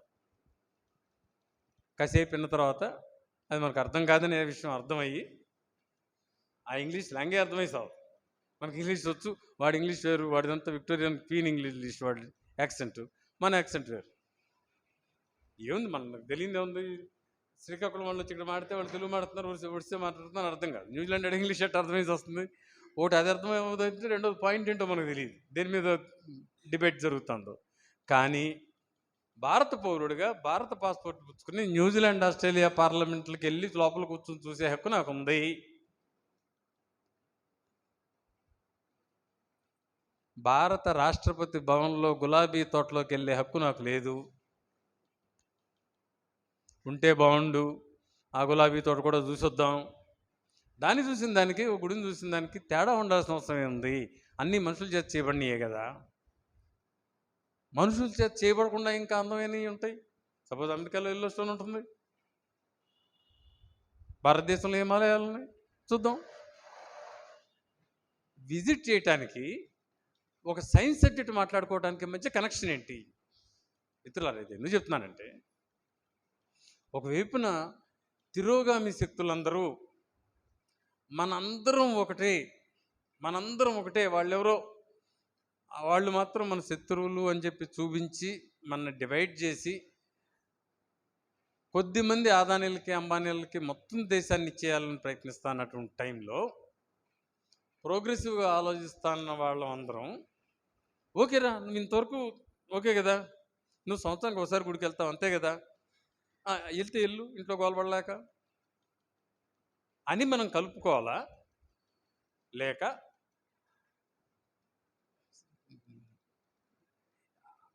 99 నువ్వు మాట్లాడిన దాంట్లో నేను ఏకీభవించిన, ఈ ఒక దాంట్లో నేను ఏకీభవించను కాబట్టి నేను వేరే కుంపడు పెట్టుకుంటాను అనాలి. ఏం చేయాలి మనం? నేను మాట్లాడిన 100% మాడితే మీరు ఒప్పుకుంటేనే మీరు నాకు స్నేహితులుగా ఉండాలా? అయితే మీకు నచ్చిన ఈ 100% మాత్రం మాట్లాడితేనే నేను మీకు స్నేహితులుగా ఉండాలా? 10% ఓవర్లాప్ అయినా కూడా మనందరం కలిసి ప్రయాణం చేయాలి కదా. 100% అపోజిట్ అక్కడ ఉన్నాడు కదా. మనం ఎక్కడ దెబ్బతింటున్నాం అంటే ఇక్కడే దెబ్బతింటున్నాం. వాడేమో అన్నిటినీ కలిపేసుకుంటున్నాడు, మనమేమో ఇంకా ముక్కలు చీలికలు పేలికలు. సిద్ధాంతం తెలుస్తావు, పొడవు తెలుస్తావు, ఏం తెలుస్తావు, అవునంటే కాదంటూ ఎటువంటి తడ్డమంటాం. వీటితో ఇంకా ముక్కలవటం వల్ల ఎవరు అడిగారు, రేషనలిజం కరెక్టా, హ్యూమనిజం కరెక్టా, నాస్తికత్వం కరెక్టా, కమ్యూనిజం కరెక్టా, మార్క్సిజం కరెక్టా, సిపిఐ కరెక్టా, సిపిఎం కరెక్టా, ఎంఎల్ పార్టీ కరెక్టా, ఎంఎల్ పార్టీలో మళ్ళీ 10 గ్రూపుల్లో ఏది కరెక్టా? అందరూ కరెక్టు, వీటన్నిటి పేర్లు తెలియటం నాదే తప్పు అని చెప్పి నేను చెప్పి. కాబట్టి చూడండి, వాడి డైరెక్షన్ ఎటువైపు ఉంది, గెలిచేవాడి డైరెక్షన్ ఎట్టుంది, ఓడిపోయేవాళ్ళ డైరెక్షన్ ఎటుంది. గెలిచేవాడి డైరెక్షను ఉన్న కాంట్రడిక్షన్స్ అన్నింటినీ సాల్వ్ చేసుకుంటా యునైట్ అవుతుంటే, మనం లేని కాంట్రడిక్షన్స్ని తెచ్చిపెట్టుకుని ఊహించుకుని డివైడ్ అవుతున్నాం. కాబట్టి తమ్ముడు, గుడికి వెళ్తా, మళ్ళీ వెళ్తా, నీలాంటి ఫ్రెండ్ ఎవరిని వచ్చి పిలిస్తే వెళ్తా, కూర్చోమంటే కూర్చుంటా, బొట్టు పెట్టించుకోమంటే బొట్టు పెట్టించుకుంటా, కొబ్బరి చెప్పిస్తే తింటా. ఆ మనిషి మీద గౌరవం. ఆ మనిషి నేను చెప్పిన మాట వినలేదని, ఇవాళ ఆ మనిషికి అర్థం కాలేదని ఆ మనిషితో శత్రుత్వం తెచ్చుకోవాలా? ఆ మనిషిని మిత్రుడిగా ఉంచుకుని ఇవాళ కాకపోతే రేపన్నా అతనికి అర్థమవుతుంది అనుకోవాలా? ఏం చేయాలి రెండిట్లో? ఇవాళ కాకపోతే రేపన్నా అర్థమవుతుంది, నీ నిజాయితీ అర్థమవుతుంది, నీ ప్రవర్తన అర్థమవుతుంది, నీ నిబద్ధత అర్థమవుతుంది, నీ జ్ఞానం అర్థమవుతుంది, అన్నిటికీ మించి నీ స్నేహం అర్థమవుతుంది. దాన్ని వదిలేసి నువ్వు సాయిబాబా గుడికి వెళ్తావా, నువ్వు చర్చికి వెళ్తావా, అయితే నేను నీతో నన్ను తాకను అంటే ఏంది? తప్పు కదా. నన్ను చర్చిలకు లాక్కెళ్తారు, మసీదులకు లాక్కెళ్తారు, గుళ్ళకు లాక్కెళ్తారు, ఎక్కడ లాక్కెళ్ళినా యూజువల్గా అక్కడ నేనే వీఐపీగా ఉంటా. సార్ వస్తున్నారు, ఏదో డాక్టర్ ఏడ్చాను కదా, మన డాక్టర్ సార్ వస్తున్నారు తప్పుకున్నట్టు ఇస్తారు. ఇప్పుడు నువ్వు నన్ను గుడికి పిలిచావు కాబట్టి నువ్వు నా శత్రువు, నేను నిన్ను వదిలేస్తాను అనాలా? ఏమనాలా? ఏం చేయాలా? మనుషుల్లో కలిసి జీవించడం, మావ చెప్పిన మాటలో చెప్పాలంటే నీళ్ళల్లో చేపల్లాగా బతకమన్నాడు. మూర్ఖపు స్లోగన్స్ కాదు, నీళ్ళల్లో చేపల్లాగా మనుషులతో కలిసి బ్రతుకుతూ ఉండండి. సందర్భం వచ్చినప్పుడు అట్లా కాదేమో ఆలోచించి ఇది ఆలోచించమని చెప్పి నేర్పాలి, మన బాధ్యత. అట్లా కాకుండా మనం ఒక కొత్త కులాన్ని తయారు చేసి చర్చికి వెళ్ళనాడే, మసీదుకి వెళ్ళనాడే, గుడికి వెళ్ళనాడే, బొట్టు పెట్టుకున్నాడే మన వైపు ఉండాలి అంటే నీ వైపోవడం మిగలదు. నీ పిల్లలతో సహా నీ వైపోవడం మిగలదు. అవసరం లేదు అట్లా. అట్లాంటి మడిగట్టుకోవటాలు, చాదస్తాలు మానేసి విస్తృతమైన సమాజంలోకి వెళ్ళి మీరు వాళ్ళని గెలుచుకోవటానికి మార్గం ఒకటే, మీ నిజాయితీ, నిబద్ధత, స్నేహం, జ్ఞానం, ఇవి మిమ్మల్ని అతనికి దగ్గర చేస్తాయి. ఈ పెంకితనము, నా మాట ఇంటేనే నీ దగ్గరికి వస్తానంటాం మన జనాలకు దూరం చేస్తాయి. జనాలకు దగ్గరగా జరుగుతాం, దూరంగా కాదు.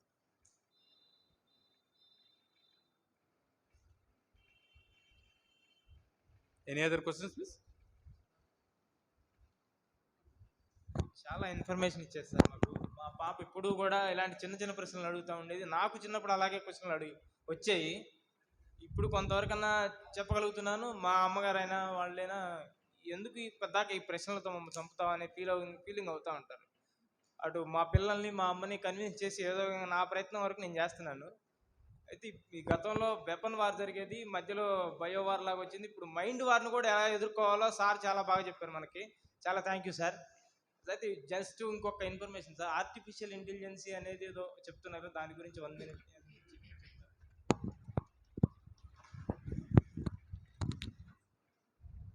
ఇప్పుడు ఇది ఎక్కడి నుంచి మొదలు పెట్టాలంటే, ఆ మధ్య ఒక పాట, అభ్యుదయవాది కవి రాసినటువంటి ఒక పాట ఒకటి గుర్తొస్తాను. అభ్యుదయవాది అండర్లైన్ చేసుకోండి. పల్లె కన్నీరు పెడుతోందో నా తల్లి కన్నీరు పెడుతోందో అని చెప్పి ఆంధ్రప్రదేశ్, ఉమ్మడి ఆంధ్రప్రదేశ్ మొత్తాన్ని ఊపేసి ఆ తర్వాత ఉద్యమం పూర్తయిన తర్వాత మంచి పదవిని అలంకరించిన ఆ మహానుభావుడు ఆయనే.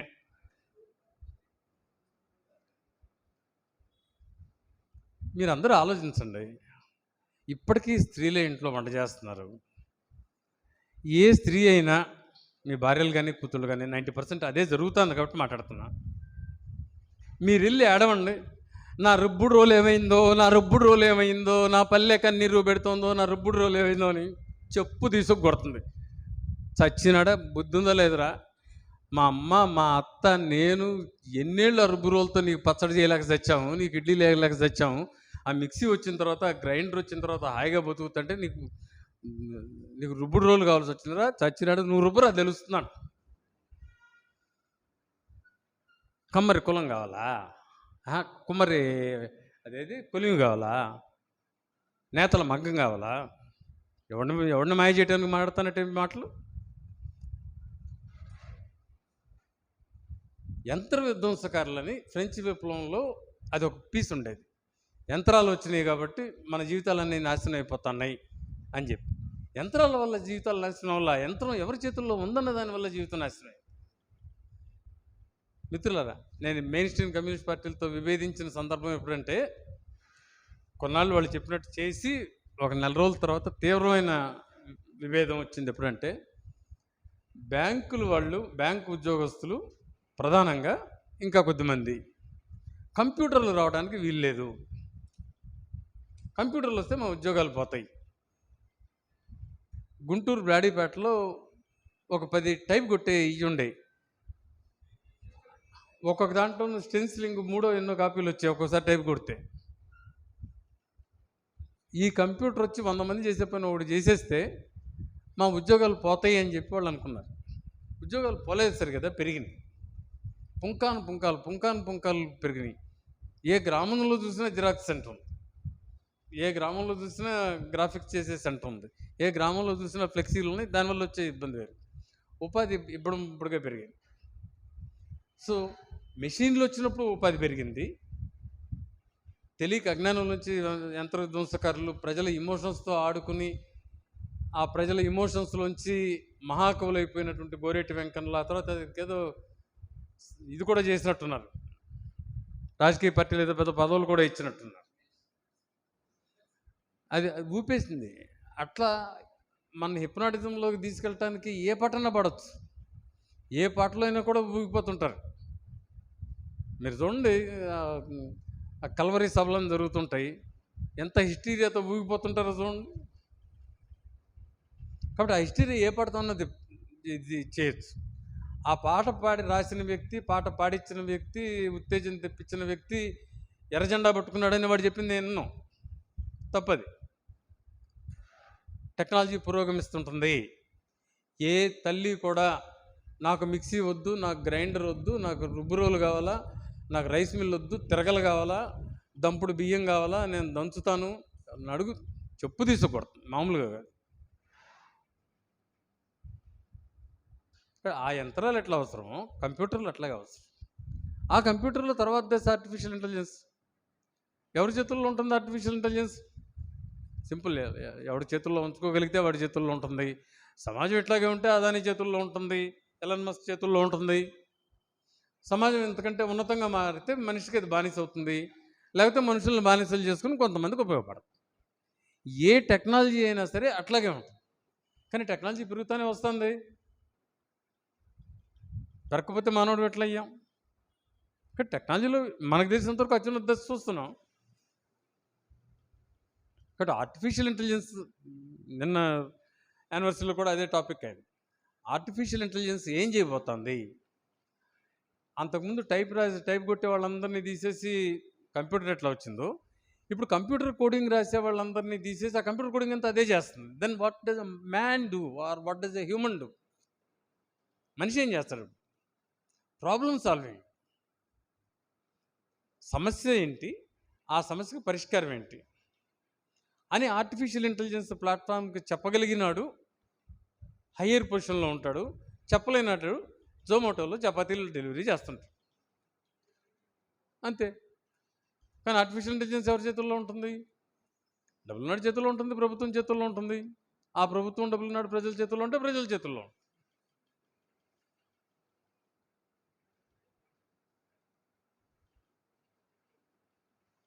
సరే,